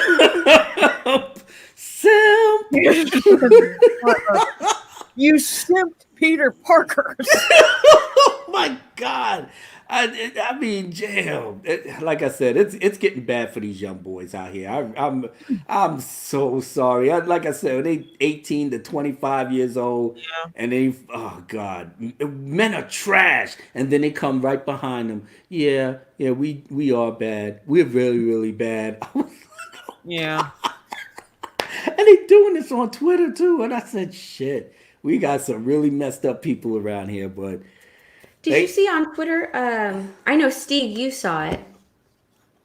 What was it? David Ayer, where he was saying about a Suicide Squad, where he was like apologizing for making Harley Quinn look too male gazy. No, did he apologize? I think he was just saying that he made. He said, "I'll do better. I'll do better." He said that. He said, "I'll do better." Oh, jeez, no. You usually only say that when you're implying apology, but I was just. He said, well, in the tweet that I retweeted, he said that, look, I did the best that I could. I put Harley. I made her comic book accurate. I made a comic book accurate. She was always a sexy, psychopathic. Yeah, at the end. Yeah, at the end of that tweet, he said, "I'll do better." Yeah, I'll share the screen because I have the Bounty of Comics article open. I told him you did. I told him in my reply. I said you didn't do nothing wrong. Yeah. I read everything is political now. Everything. I just want to entertain. I will do. Oh, okay. I see what you're saying. Stephanie. But I said in my tweet, I said, no, you didn't do nothing wrong. You did nothing wrong. You did what, like I said, you had it right. And I said, you a badass director. He directed a few episodes of this TV show that I'm watching called Deputy. Oh, that boy know how to do his thing. Shit, and The Watch is one of my favorite movies he did, man. Cops getting in with the cartels and all of that. I love that shit.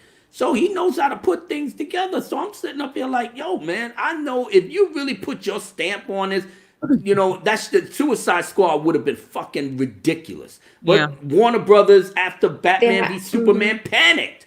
They said they wanted to go the Marvel route, and that's what they made. They changed up his films behind that. Yeah. So I said, no, man. It had to get edited and re-edited and edited by the people that did the trailer. It was so choppy. Yeah. So there's a different craft that goes into editing a film as opposed to editing a trailer for the film. Right.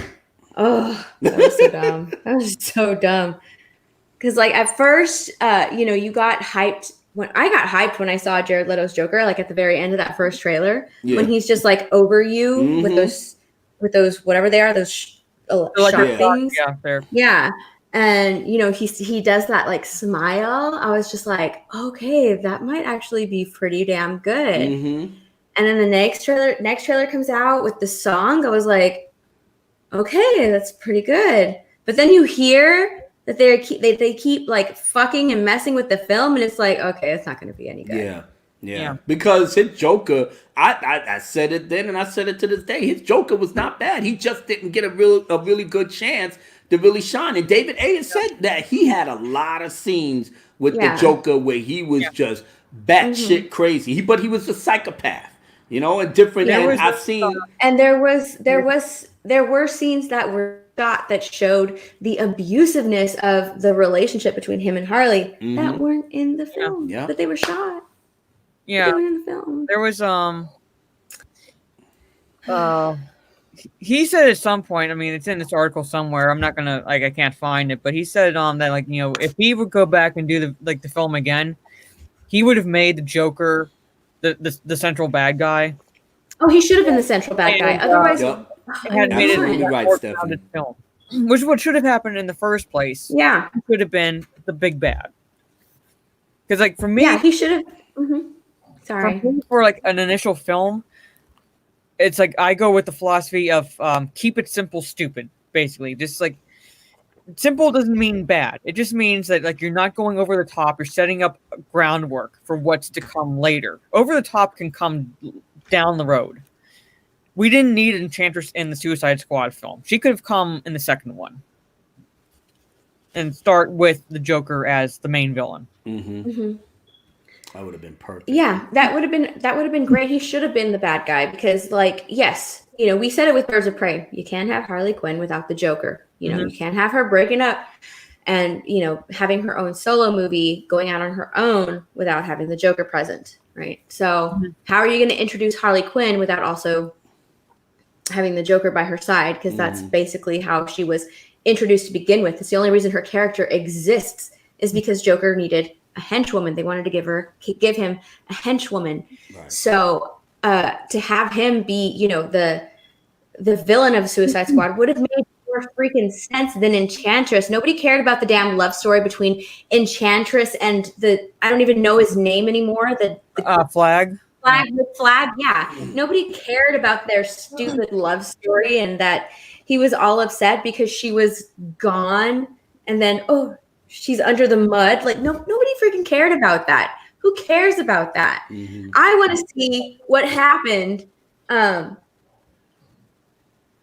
in that photo still where you see the Joker's face like half burned and he's looking down and that he's looking down on Harley on the Suicide Squad and Harley Quinn. I want to know what happened there. Right. What happened in that scene? Why is he looking down on her?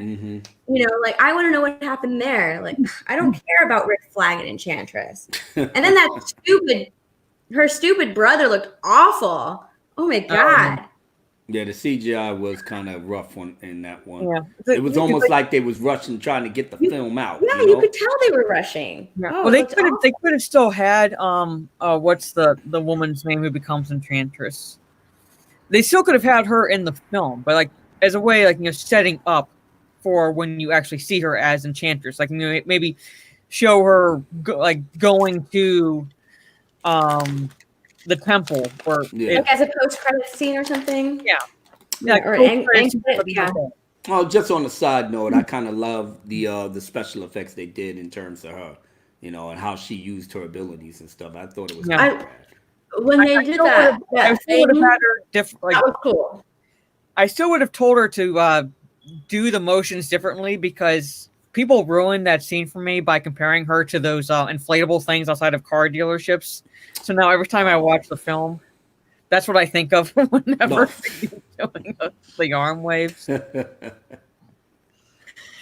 No, not the actress's name. Sorry, Cameron. I'm talking about the character's name. Sorry, I can't remember the character's name. The Enchantress. Yeah, like her character's name, like before she becomes Enchantress. Oh man, I can't. Yeah, I can't. I can see the character and everything, but I can't remember what her name is. But shit, I can still tolerate Suicide Squad and most of the other shit that I can't tolerate now. So, but I can watch Suicide Squad again before I watch Birds of Prey again. Oh my god, Birds of Prey was one and done for me. Yeah, I heard there was no way I was supporting that, but I heard that shit went the way of Ghostbusters 2016. It was awful. Still have. It was awful. Went to go see it in theater, so no one can say I didn't spend money. You took one, Maria. You took one for the team. That's all I can say. You know, kudos to you. It was awful. Yeah, character name Random Archaeologist. Random Archaeologist. Oh my god, what is her name? It's just gonna bug me. I'm like waiting for someone to put it in the chat. Yeah, that's what I'm doing. Like, please, someone help me out. I can't remember this character's name. My God, it just seems like the comic book movie properties is just drying up, you know, big time. I mean, like I said, June Moon. Yes, I knew it was just a weird kind of name. I was like, oh, June Moon. All right, that was her name in Suicide Squad. Yeah, she's an archaeologist. June. Isn't the story really dumb though? I mean, you have the main problem is a goddess or something, right? Yeah. So they send a girl with a baseball bat and a guy with a boomerang to fix it. It's pretty thin. Well, it's not them. I mean, it was just the fact that she was, you know, Amanda Waller had her heart or something like that. And like I said, she couldn't really, you know, use her full power without having, you know, that. And when they kidnapped her, and you know, I mean, as the plot goes, yeah, it was kind of pretty thin. But I mean, the actors did what they could with the script after everything was being messed with by the studio. So they did what they could. I mean, I like I said, I enjoyed watching it. But I didn't really get nothing from it other than the little fillers that they did behind Batman v Superman, you know, trying to connect it as one cohesive universe, you know? And I like how this person has him, you know, apologize or try and justify the fact that Harley Quinn was over-sexualized. Oh my goodness, no. She's over-sexualized in Suicide Squad. When we have, you know, Will Smith shirtless punching a punching bag as well. It's like, oh, I'm sorry, they're over-sexualizing Will. Put a shirt on the man. Put a shirt on him. Put a shirt on Will Smith, sir. Or Jared Leto. Jared Leto, you know, he was without a shirt plenty of times in that movie too. Like he had a jacket covering him, or he was just without a shirt. Put a shirt on the guy. Put a shirt on Jared Leto. You're over-sexualizing your characters. No, he's not. He's making them comic book accurate. And what happened with Harley Quinn? She ended up kind of, sort of being the best thing to come out of the Suicide Squad, which is why she got her own movie, which is why people wanted her to have her own movie, and she got her own movie. And what did they do with her movie? They dumbed it up. They dumbed it down. They fucking woke it up, and it was so stupid. Mm-hmm. And I mean, it was a horrible, horrible movie. It was a trash movie, and now they're trying to say that, like, no, the movie's not the problem. The problem was David Ayer. That's the problem. That's why Birds of Prey failed. That's why Birds of Prey failed, because it's David Ayer's fault. It goes all the way back to the Suicide Squad. It's his fault because he over-sexualized Harley Quinn in the first place to begin with. And that's what people were expecting in Birds of Prey. And they didn't get that. And it's all his fault. It's not the director's fault. No, it's not our fault. We made a great movie. It's all his fault. Oh my God, it's stupid. You know what's so sad? She didn't mind wearing the stuff that she wore in Suicide Squad. She didn't say anything bad in her interviews, but even after before, during, and after when Suicide came out. She didn't say nothing bad to it. She was happy. She was proud of her work and everything else. Now all of a fucking sudden, 2 or 3 years down the line, here she is. Oh, yeah, it was. Okay. And what is she doing now? What is she doing right now? Because I'm pretty sure that she's filming another Suicide Squad movie. So if she really cared about that position, she really did care that they were over-sexualizing Harley Quinn. She really took a stance on that. She'd be like, okay, I don't really feel comfortable playing this character anymore because you are over-sexualizing this character. That is not what I'm about personally as an actress. I don't like doing that. So I think I'm going to have to step away from the role. No, she's not doing that. She's not doing that. She's an actress. She's taking on a role, and that's her job. That's her job. Her job is to do what she was hired to do. It's not to be an activist. It's to entertain people. That's her job. Okay. Well, someone also needs to tell her that because she's the one who coined the term less male gazy when talking about the costumes for which makes her a hypocrite now that she's doing Harley Quinn again, and a James Gunn for sure directorial for a movie, and you know what he's going to do with her outfits. I mean, come on, it's James Gunn. So it's like you're ridiculous. And not only that, but wasn't she in the fucking Wolf of Wall Street with Leonardo DiCaprio putting her fucking leg in his face, and like men just fell for her in that movie. That's when she was just. That's when men were like, "Fucking, this chick is fucking hot." Let me tell you something. Margot Robbie Robbie does not touch the first 25 seconds of the Wolf of Wall Street opening when Leo DiCaprio was sniffing coke out this girl's ass. Slap that ass too. Yeah. That was pure brilliance. Pure brilliance. That's what we all deserve in our life. Sure wasn't crack.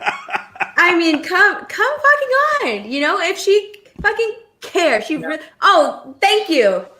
She's naked in fucking Wolf of Wall Street, and nobody had any fucking complaint. Come the fuck. But now all of a sudden, oh no, it's too male gazy. That's not what I'm about, y'all. That's not what I'm about. It was kind of a double drug reference there because he was sniffing cocaine out of her crack. I love it.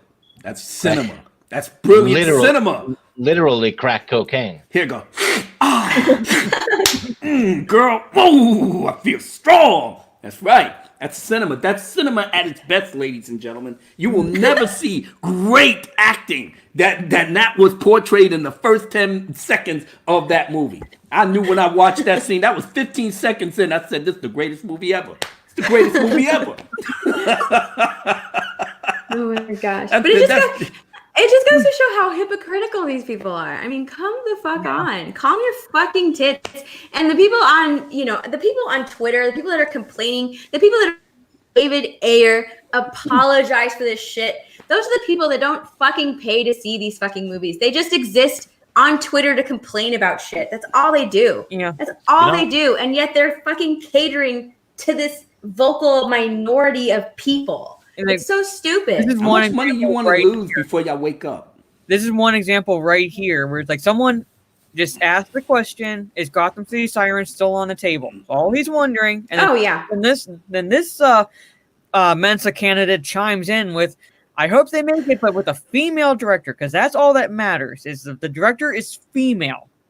Not qualified. No, you have to have top class and a hoo-ha, and that's her qualifications to direct the Gotham City Sirens. And I'm sitting here reading this tweet going, they could have had a Gotham City Sirens movie or Gotham City Sirens. They had a Birds of Prey film with the Gotham City Sirens as the villains. Mm-hmm. What happened? What happened with this film? And this Samu de Badalona,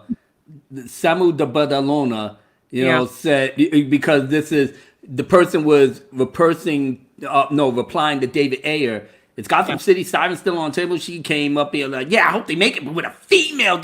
So damn, man, you making David Ayer like, damn, man, what the fuck did I do? He was just answering me. And this person was like, yeah, well, I hope it's a female director. I don't want no male director. I was like, all right, not a problem. Why do you think nobody that's actually established directors that with history of blockbusters and everything else, they don't be touching these movies. They don't be touching the Marvel property, the DC property.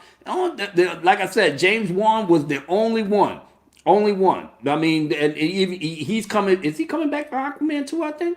Is he? True. Is he supposed to? Or yeah.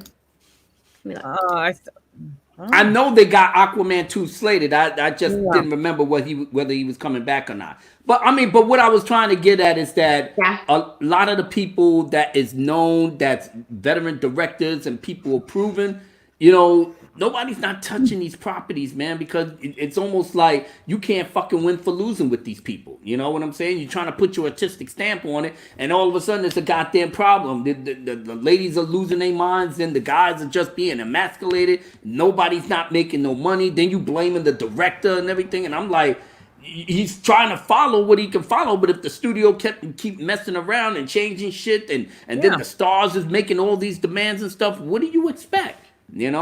That's why the way that, the culture is at this point, hey, we just going to have to go with the flow with what we have, because they literally rebooting everything they can get their hands on. Now, I just saw something on there, the Robin Hood thing from Disney, they're going to reboot that. Oh, my God. I hate that. It was almost like you guys don't, how should we say, lose enough money now to not learn the lesson. That's why Disney's in the hole that they are now. Nobody's not making no money. They losing more money behind forcing this shit. And a part of me is happy that they're doing it, because at some point they're going to implode.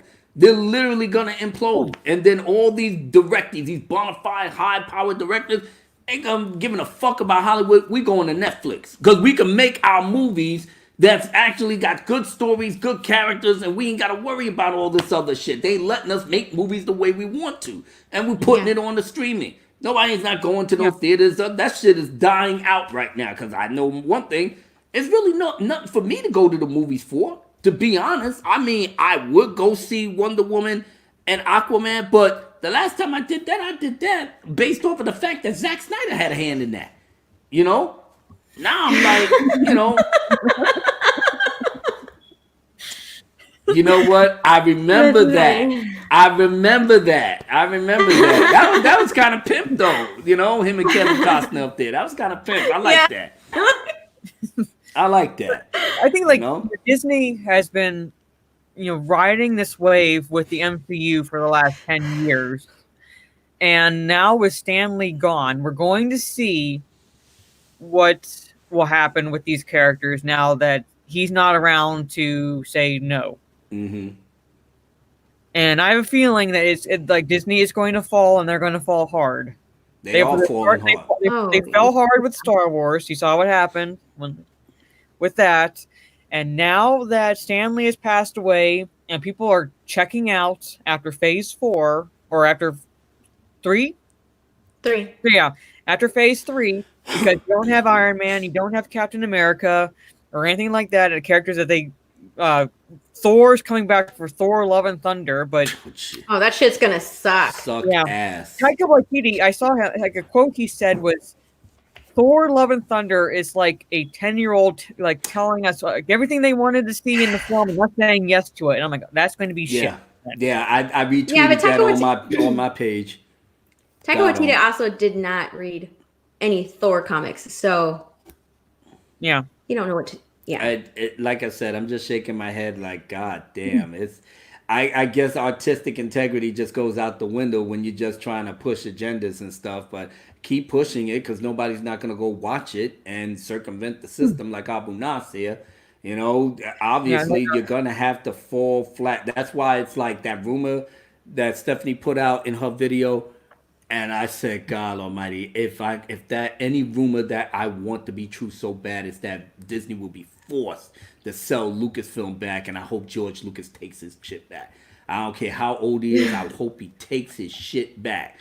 Take it back, get to either directing the episode 7 himself, or get somebody that he wants to direct that's going to follow his shit.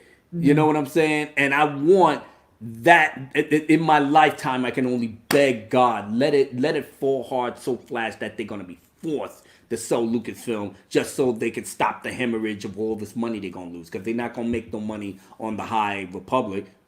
Our community is going to see to that, you know? So what are you going to do? You know, you don't have Collider, you don't have all these other shills, you know, begging and pleading for your passes to be on YouTube and stuff, because YouTube is the new TV now. And our community literally is all over it. All over it. Nobody can't do nothing without our fandom menace community touching the airwaves in one form or another. So these kids is going to be even more pissed because now they can't stand the fact that we're on Twitter and YouTube spreading the gospels and letting them know that you're not going to take 40 years of our enjoyment and flush it down the toilet like it wasn't nothing just because you wasn't born and couldn't understand the era and the history of what it is that you're trying to throw out and just use it for what is contemporary for your age bracket. That's not happening on our watch. So they can get mad, scream, cry. Oh, y'all trash. Oh, these are Phantom Menace guys. Oh, no wonder they always. Yeah, you can say whatever you want. I'm wearing my banner proudly. Anytime you see my tweet, you go on my page, the Phantom Menace. Like, fuck, we can't get away from these people. No, you can't. No, you can't. It's not gonna happen. You know, sorry to tell you. You know, you might as well either get down with the bandwagon or just know that you ain't gonna have a moment's peace, and that's why they mad. That's why they on Twitter fucking bugging out right now. Oh, I can't enjoy my show. I can't enjoy my movie and my Doctor Who and my Picard and my woman Doctor Who. I can't enjoy nothing. No, you cannot. Or they take the easy way out and they just block you. Yeah. I've been blocked so many times this week. It just bugs the shit out of me. Oh no, you gotta wear that with pride. That's like that's a medal. That's a medal of Yes, honor. but then you can't tell them that they're shit. No, you They're can tell stuck- you tell their stuck- friends. They're stuck in their little echo chamber. That's and okay, but you can tell their friends that it's shit, because then they'll retweet it to the people that blocked you, telling you that you're shit and you ain't got nothing. And then they still gonna be mad because they retweeted the people that they like that actually got back to them, telling you that you're a piece of shit and your movie ain't shit and we don't give a damn if you don't like it and we gonna get in your ass. But I blocked this person. Here comes another retweet. Yeah, and I know you blocked me, bitch. That's why we still gonna stay on your ass, ho. And then we gonna keep making, we gonna keep making noise. They're just gonna be in their sleep like, oh, Phantom Menace. Oh God. Oh, they turn around and gay lovers like this. So yeah, man, then go right ahead because we're the boogeyman. We in your nightmares. We in your dreams. I can't stand that this person wrote back that I hope they make it, but with the female director, as if it matters, as if it freaking matters what is between a person's like, and not only that, but she is being very discriminatory against those people who I do not identify as either male or female. Oh no, because she's leaving out a lot of people. See the thing, like, because gender doesn't exist now because it's a social construct. A male director can come in, identify as a female, and they can't say anything. That is very true. Because they wanted a female director, and all that is very true. I could come in there one day, yeah. What's up, girl? Damn, titties on point, man. Yeah, I like it. As a matter of fact, come to my trailer. I got the perfect part for you in my movie. Ha ha ha. Do you know Abu Nas is toxic? Look at the way he sexualized that woman. Oh, I heard that. Watch what I do. Now I come outside with the lamp, with the hat, with the lampshade on. I'm the director. I identify as a woman now, so I have to do this movie. You're hired. Keep going. Exactly. As soon as I make the switch. I want to do like a social experiment, because like at least I had the idea well after the trailer, and I wish I had the idea when the Captain Marvel trailer came out, because they had the needs like a her and like changed it to hero. Oh yeah, I saw that. And I wanted to do a social experiment going, they're assuming her gender. So I wanted to do a social experiment, like a petition or something, to to take down the trailer because they're assuming Captain Marvel's gender with that. Oh my god! You hypocrite! You didn't take it down, really? I thought about it like way too late, and I'm like, shit, I should have. That would have been hilarious. There's gonna be another time where that comes up, Mara. So you're not too late. It's gonna come up again. See how many people would sign it, just to see how many people would sign it. Because if they sign it, like, you're a hypocrite. Because you're sexist now because it's just like you went against some female superhero. Mm-hmm. Everybody loves, but can't fucking stand. Yep. I love, but you know what? We are in a group. Our community is in a great place right now. I mean, we chased J.J. Abrams out of here, running to Warner Brothers like, oh, dear God, thank you, Jesus. Ooh, can't deal with the Phantom Menace anymore. Oh, my God, that was fucking torture for a whole year. But the Phantom Menace can't touch me here. I'm at Warner Brothers. No, bitch, we can touch you anywhere. As long as you did. That's right. As long as you in some property that deals with pop culture, comic books, whatever, fantasy, science fiction, we will be there. Be there just giving you fits, nightmares. Oh. Thank you for the birthday message. Like I said, the birthday girl, had to just come up here and be like, I'm celebrating my birthday with John Wick and Joker. 11 Academy Award nominations, Best Actor. Made over $1 billion.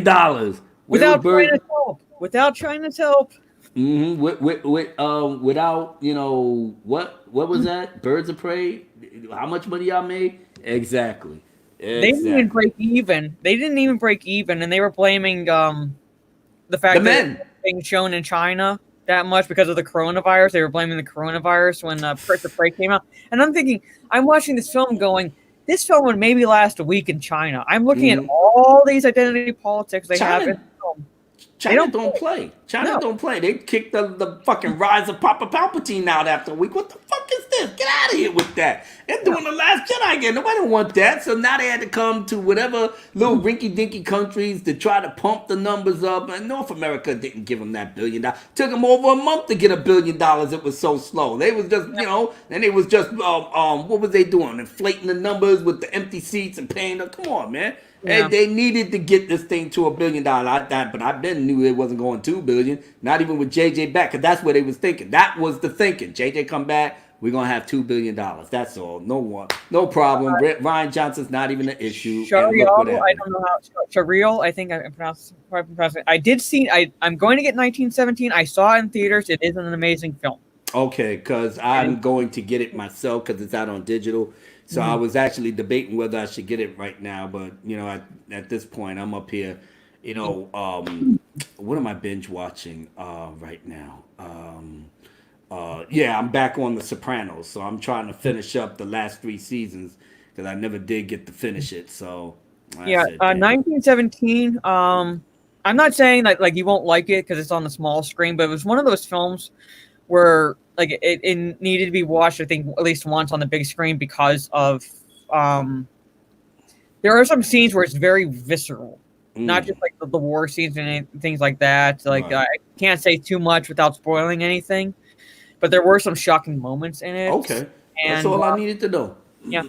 But I saw it and I was like, this is very good. Like I don't know like what, and then I did a video on an article where this so-called journalist is another war story about a white male, and I'm like, oh my God, it's 1917. What the fuck? Yeah. I'm thinking like, do you know anything about the Great War?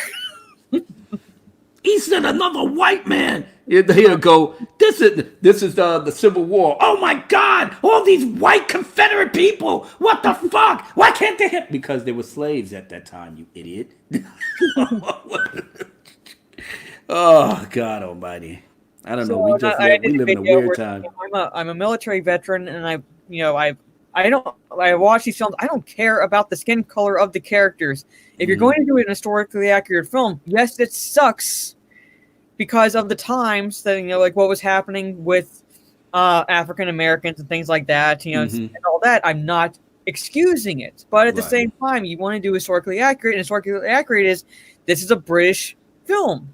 about British soldiers, and they're predominantly white. Right. So the characters are going to be white. The Germans are going to be white. Sure as hell, we're going to have see any black Germans because like they were racist as hell again. Yep. So I'm like, just I don't care. Be historically accurate. And then you can't. And then if you want to see black soldier, black airmen, Tuskegee Airmen. That movie, Red Tails. There, boom. George Lucas produced and put the money up for it. And unfortunately, not a lot of people supported it. I supported it. I supported the hell out of that movie. And I'm still looking for my copy too. Gave it to my cousin to watch. He never brought it back. Now I'm like, oh, where's my movie? He's like, I can't find it. I'm like, oh. Yes, God. they had an Indian Sikh soldier in the film. Like they weren't exactly in the forefront, but they were in the film, and they were historically accurate because Britain controlled India. Right. So you would have Indian soldiers in British armies. So that is historically accurate. But you had people complaining because there was only like I think one in the movie. I'm like, 1917. You're missing the forest through the trees, pretty much. This is that's not the story. This is the story. The story is getting a message to these front lines to save soldiers. That's it. So I'm like, very simple premise, as a matter of fact. Very simple premise. Oh, I love my life. Yeah, but I think we've been going for nearly 2 hours. So really? I've been having so much fun. That shit. I didn't realize it went so quick. Almost an hour longer than I had initially planned because I'm thinking, oh my god, I can't get a hold of anyone. Sorry. We had the premiere crew. We was good. Got Stephanie, my nerdy home. We got Stick Kenobi laying down the facts, and president and vice president that's in the building. You can't get no better than that. The rehabilitation center is in full swing. Uh-oh. Did I miss something? Your hair. Oh, well, hold on. Let me get off. Stop sharing screen. You can't really see it. Let's see. It's the red tint. Yeah. I knew it. What I'm going to do, it was a dark mahogany red, so it's not quite showing up in this light. It shows up well in natural light when I'm outside. Yeah. But what I'm going to do when salon's open is get it professionally like tinted so the red shows out more. I didn't want to do anything like that at home because I had never done it before and I knew I would screw it up. So I went with a darker shade that wouldn't be noticeable if I did screw up. And then go to salon when they open, hopefully next month, because the orders are through April 30th. So I have, what's today's date? 11th? 19 more days. Not being able to do anything. Oh, well. Fingers crossed. Make it soon. Yeah, make it sooner than later. That's what I'm going to do. That's my plan. I was going redhead this time because I've been a blonde. I have been not black, but I was like a brown black when I was growing the blonde highlights out. So I had really dark hair at one point. I'm a natural brunette, so now I'm going red. Swing. There you go. That's my plan. But it's like been going for about nearly 2 hours now. So I'm going to let Steph introduce herself, her channel, Twitter, let everyone know where they can find you, and whatever else opinions you might have on whatever we talked about today. Cool. My name's Stephanie. You can find me right here on YouTube, Twitter, and Instagram, My Nerdy Home.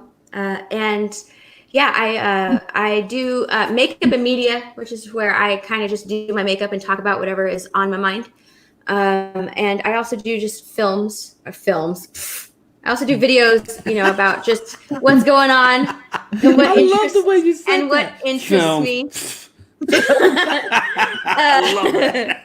And then you can also find me on the Drunk 3PO channel because I create content for Jay as well on that channel. But yeah, I'm on Twitter a lot and on Instagram. There you go. And Soul Assassin recommends that I, at 5,000 subs, do a Mara Jade cosplay. Well, get me subs because I'm at 1,100. Be still my heart. Yeah. Oh my God. So get me subs. Lethal will lose his goddamn mind. Totally. And if you need to do a lethal, like both of you together. Yeah, we together. Yeah. Together. Yep. Jason. I don't think lethal would look good. That would be epic. Yeah. If you want me to do a tattoo, you got to get me monetized. So you got to get my watch time up. and I know my plan was to do the words the Boondock Saints have on their fingers down my hip, but then you did that picture of me with my face imposed on Wonder Woman with Lethal's little anime picture. I did. Wasn't that super cute? I love it. Now I want that tattoo. That was super cute. Super cute. Yeah, Lethal was like, put her face on the goddess. So I was like, okay, I will do it. And I sent him the photo. And he goes, it needs a tattoo. And I was like, oh my God, I know the perfect one. Yeah. Oh, well, I didn't realize I was like Lethal told you to do. Oh, it was his idea. Yeah, it was totally his idea. Yeah. So sweet. All right. Oh, I'm actually embarrassed now. Okay. No, don't be. That's going to be a fucking smash. Yeah. Yeah. Lethal is the biggest cheerleader of yours. You guys should be proud of yourself. You guys are just like, OTP. Yeah, Bonnie and Clyde.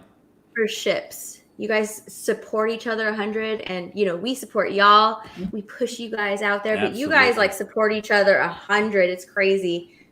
You're just on with each other every single week, and he's just like, get this bitch monetized. It's like all about that's the hashtag. I told him to start, get this bitch monetized, because he keeps saying when he's about that tattoo, and I'm like, I can't do it without super chats. I can't do it without the watch times. So. I'm trying to get my money ready right now. When I last looked today, I was at 2,115 hours. So I have like 1,800 some hours left to go. Oh, that's not bad. You probably have it by the summer, pretty much. Maybe. At the rate I'm going, maybe. Yeah, you're doing great. You're doing great. So, presidents. Let people know where they can find you and all about your Twitter presence. Oh, gosh. Well, my name is that guy right there, Abu Nas. I am pretty much one of the founding first wave members of this beautiful community. That means I'm an old man. I'm pretty much should be put out the pasture right now, where all these brilliant young YouTubers can take my place. But since I'm not dead yet, I'm still alive and kicking on my channel, which is called Abu Nas, but the show is called The High Ground, like Obi-Wan. And I give my channel is pretty much a Star Wars channel, but I can do everything from DCEU to the CW to MCU with the kids out there. And and we just go through the motions, and I'll let you know what's on my mind in terms of pop culture and stuff, because I do have a lot to say in that regard. I am on Twitter. I'm not young. I don't deal with the Instagram crowd, so that part of my life has passed. So you won't be seeing Abu Nas up here doing 15 billion pictures and sucking on titties on Instagram and making crazy, and all that other good shit that I should be looking at, actually. But I'm not on Instagram, so I'm not going to make that distinction, especially when my kids are on Instagram, so ain't no point in me being on it. So, shoot. Anyhow, so yeah, go check it out. I'm not everybody's cup of tea, so I can tell you that right now. But if you go there and you like what you see, like and subscribe, give me a thumbs up, and you know what I'm saying. I try to do live streams every now and again. I will have a live stream this next Saturday coming on the 18th, where we go back to our original trilogy appreciation live stream, and up next is The Empire Strikes Back. So come join me next Saturday evening at 8 p.m. Eastern Standard Time. We're going to relive the good old days in the best way possible. So other than that, thank you for having me. Oh, you're very welcome. And the Viking who stepped in, thankfully, to help me with this live stream because of technical issues.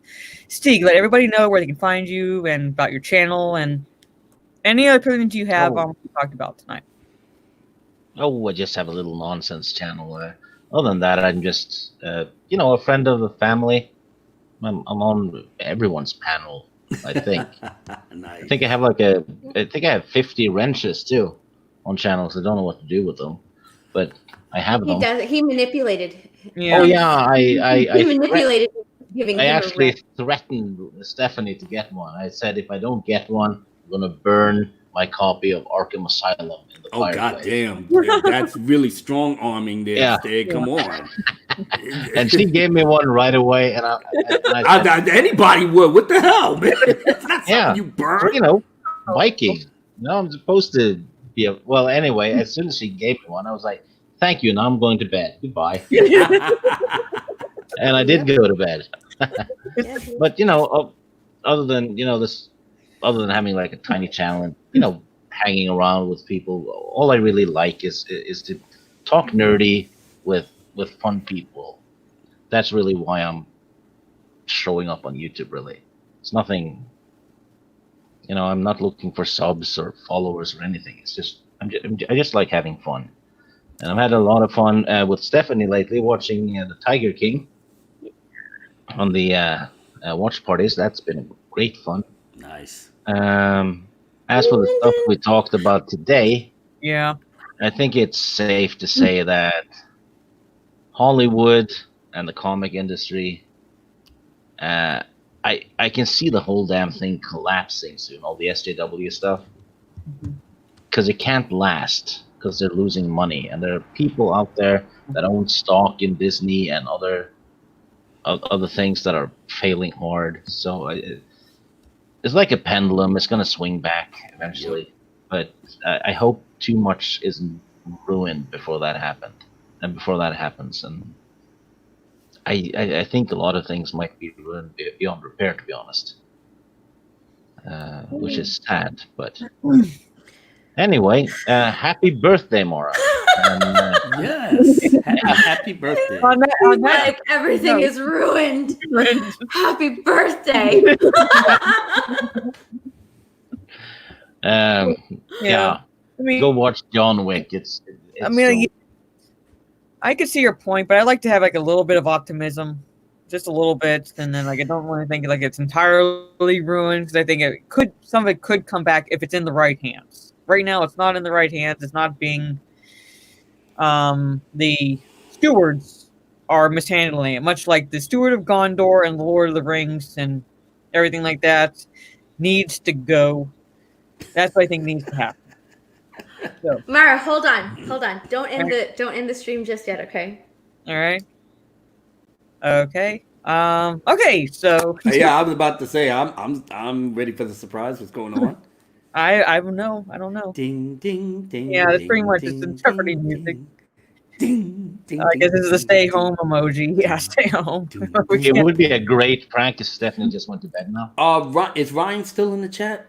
Well, he just popped in. Yeah. Oh, okay. Ryan, if you're still in the chat, after this thing ends, I'm jumping on Call of Duty. So you want to rock with me? That's why I'll be on there for about another hour and a half, and then I'm taking my ass to bed.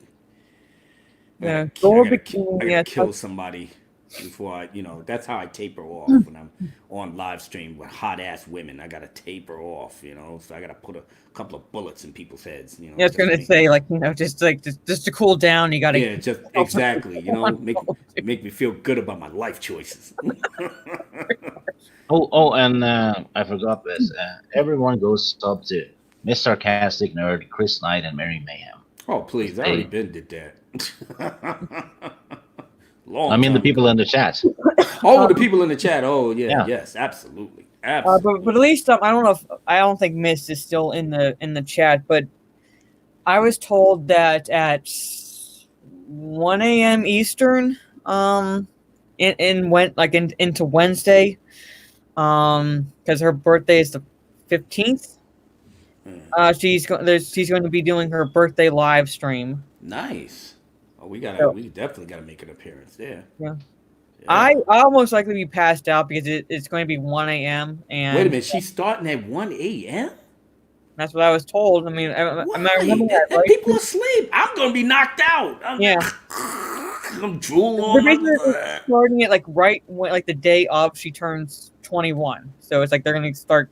I guess. Oh, now we can have more adult shit now. Yeah. It's like, yeah, daddy likes. Wait a minute, wait. I'll finally be on a stream that's good for me in the morning while I'm eating breakfast. Yes. So it works for you, know it. but I'll be passed out. Like, Yeah, me too. I'm gonna be dead to the world. Shit. And- Like I said, I'm only gonna be playing in Call of Duty for about an hour or so, or whatever, and then I'm going. Okay, I'm going to bed. Like I said, old people like me, we can't stay up like that anymore. I'm going to be like watching some more of the remake of Friday the 13th on Netflix, and then start like winding down pretty much. Yeah, that one is actually good. Yeah, it's on Netflix. Actually, I started watching it last night, and I'm like, oh yeah. Yeah, it's a good remake. After a while, man, it's just like your body just tells you, look, man, you're not 32 years old. You're not even 39, man. Stop it. Leave it alone. Go to bed at a decent hour. And it's like, Mara, Steve bummed me out. What? What happened? Steve bummed me out because he's like, everything is going bad. So look, I'm a shark. Yay! Woo-hoo! All right, look at this cute little shark. Oh my God, oh my God, I just want to pinch your little cheeks like, oh, you're so adorable. I totally forgot. I told you that I would wear this on your live stream. Yeah, you I look forgot great. that I put it on. How much did that outfit cost you? I don't know, like $20. God damn, like a steal or something. So it's a whole bodysuit? Yeah, it's a onesie. It's a onesie. Oh, okay. I didn't know. Oh, okay. 300 men went in the water. I don't know how many sharks. Maybe one, maybe 1,000. Sure, I'll go in the shark-infested waters with her. Shit, fuck that. It's like, yeah, all right, no problem. Can you swim? I don't know, but I want to see the shark that I want to see. Flipping her Smile, little you fins son of together. a- I know. It's just like, she's going to eat me up, but you know what? Whatever. That's nice. Somebody take pictures now. Like I said, because she ain't going to be in that shark outfit forever, looking all that, smiling and everything. I'm a shark. I think they want you to freestyle, Abu. Oh, jeez. I have absolutely nothing put up, guys. I'm so sorry. It'll take me another 15, 20 minutes just to try to get something. Well, like you'll be, as you said, you'll be doing your live stream next week, so I'm sure you'll have something. Oh yeah, that was planned. I didn't have anything planned here. Like I said, I'm late. my VP didn't let me know she went live. I had to go to the damn channel. What the hell? I always send the link like 15 minutes before, and like it gets to that point. I'm like, are my messages even going through? No. Before I even went to the damn YouTube, I was like, all right, it's 9:00. Did my girl forget about me? No. Maybe she didn't. No, at first I thought something was wrong. I said, oh my goodness, maybe something happened or whatever. Oh goodness gracious. All right, well, I'll go make a tweet and I'll put her channel on there. And then when I went on there and you was talking, so welcome to the Nerdy and On. I was like, what the fuck? And then you come in and I was like, please, Abu, if you're in the chat, I don't. That's what I heard when I was turning up the volume. I said, "What the hell?" I was like, "Oh, okay, my girl did it right. She did it right." That's why I said I don't know how many people got my damn email address now, but there it is. Just a way to catch up with me. Because I'm text messaging Steph, and I'm like, "Are you seeing my messages?" And she's like, "Well, I saw this message," and I'm like, "No, you're not seeing my messages." Then. Yeah, we weren't getting any of them. I don't know who's sending messages right now. Fuck. I think they're starting to work. Fingers crossed. When I bring you on my channel, Stephanie, you gotta wear your shark onesie. 3 hours after I just ordered a koala one. All right, put that on it. Well, wait a minute. Where's your Dark Council shirt? You got sharks and koalas and kangaroos. Where's our Dark Council shirt, Mama? Yeah, you got money. Yeah, you got money for sharks and koalas and kangaroos and gorillas and seagulls and all that other good shit. But you ain't got nothing for the Dark Council, huh? Hey. You knew he should Look at holding your head in shame. Wait, the drunk 3PO hears about this. Yeah, I'm gonna have Stephanie do more videos for my channel. I'll be like, nah, man, don't do that, man. She don't get no Dark Council shirt. She out there getting shirts about this one, that one. No, you need to tell Jay. He keeps saying like, oh yeah, I'll send you a shirt. I'm gonna send you a shirt. He hasn't sent me a shirt. Well, he said. You know what? To be fair, he said he was gonna send me a shirt too, though. I ain't getting. Yeah, well, he said he's gonna send me leggings. I haven't gotten those. It's like 4 months ago. He's like, He asked me He didn't for give my you no address. leggings? Yeah. I'm like, I gave Shit, him I'll buy that shit and give it to y'all for free. Just wear them, girls. I'll probably get them faster because I can't. Here you go. I have a talk with my brother. Clink, clink. I'll have a talk. I'll expedite the thing. Have a little note when you open it up. This is the leggings. Start wearing it now, goddammit. Did Mara freeze? I think she did. She froze. Shit. Take a picture of that. Take a picture. It looks like does it look like she's doing it? I know, she's like, ooh. Yeah. Revlon. That Revlon look. Yeah. Uh-oh. Now she got to look like, I am not amused. Oh, we got a shit out there. We got a shit. All right, something happened. There we go. Okay. Still there? Why? Well, all right, we do hear you. Somewhat. All right. Yeah, my internet. I don't know. Okay, go. Like it glitched. It started glitching like mad. Yeah, all pixelated. Yes. Yeah, even the internet. Even the internet got hot. Even your modem got hot when we talked about them leggings. It's like, oh Jesus, Lord! Woo! Oh no! I'm overheating. I sent him my address. Like, okay, Jay, here's my address. Like you, and I just look back in our DM and see how long ago that was. So he knows my real name. You know what, Mar? Okay, well, you know what, Mar? I'm gonna get in touch with Mr. J, and I'm like, listen, man, listen. We want our ladies in our leggings, okay, man? I need something to make me feel good about myself, all right? I want these ladies to wear the leggings. You get them the damn outfit. Get them the outfit. You know, I'm fucking playing games, man. I'm having a miserable life. Can I get something for my headaches, for my worries? I got my kids robbing me for money. My grandson is telling me get on his level. I need something, brother, to get these women these leggings, man, so I can smile and feel good about being a man. You know, while everybody hates us. And pretty soon, yeah, we're gonna be branching out with a whole lot of other stuff too in the Dark Council. So yeah, stay tuned. Stay tuned. All right. Okay. On that note, ladies and gentlemen, it is now 11:27. I've been going for 2 hours and 16. So thank you all for showing up to this stream. Watch time.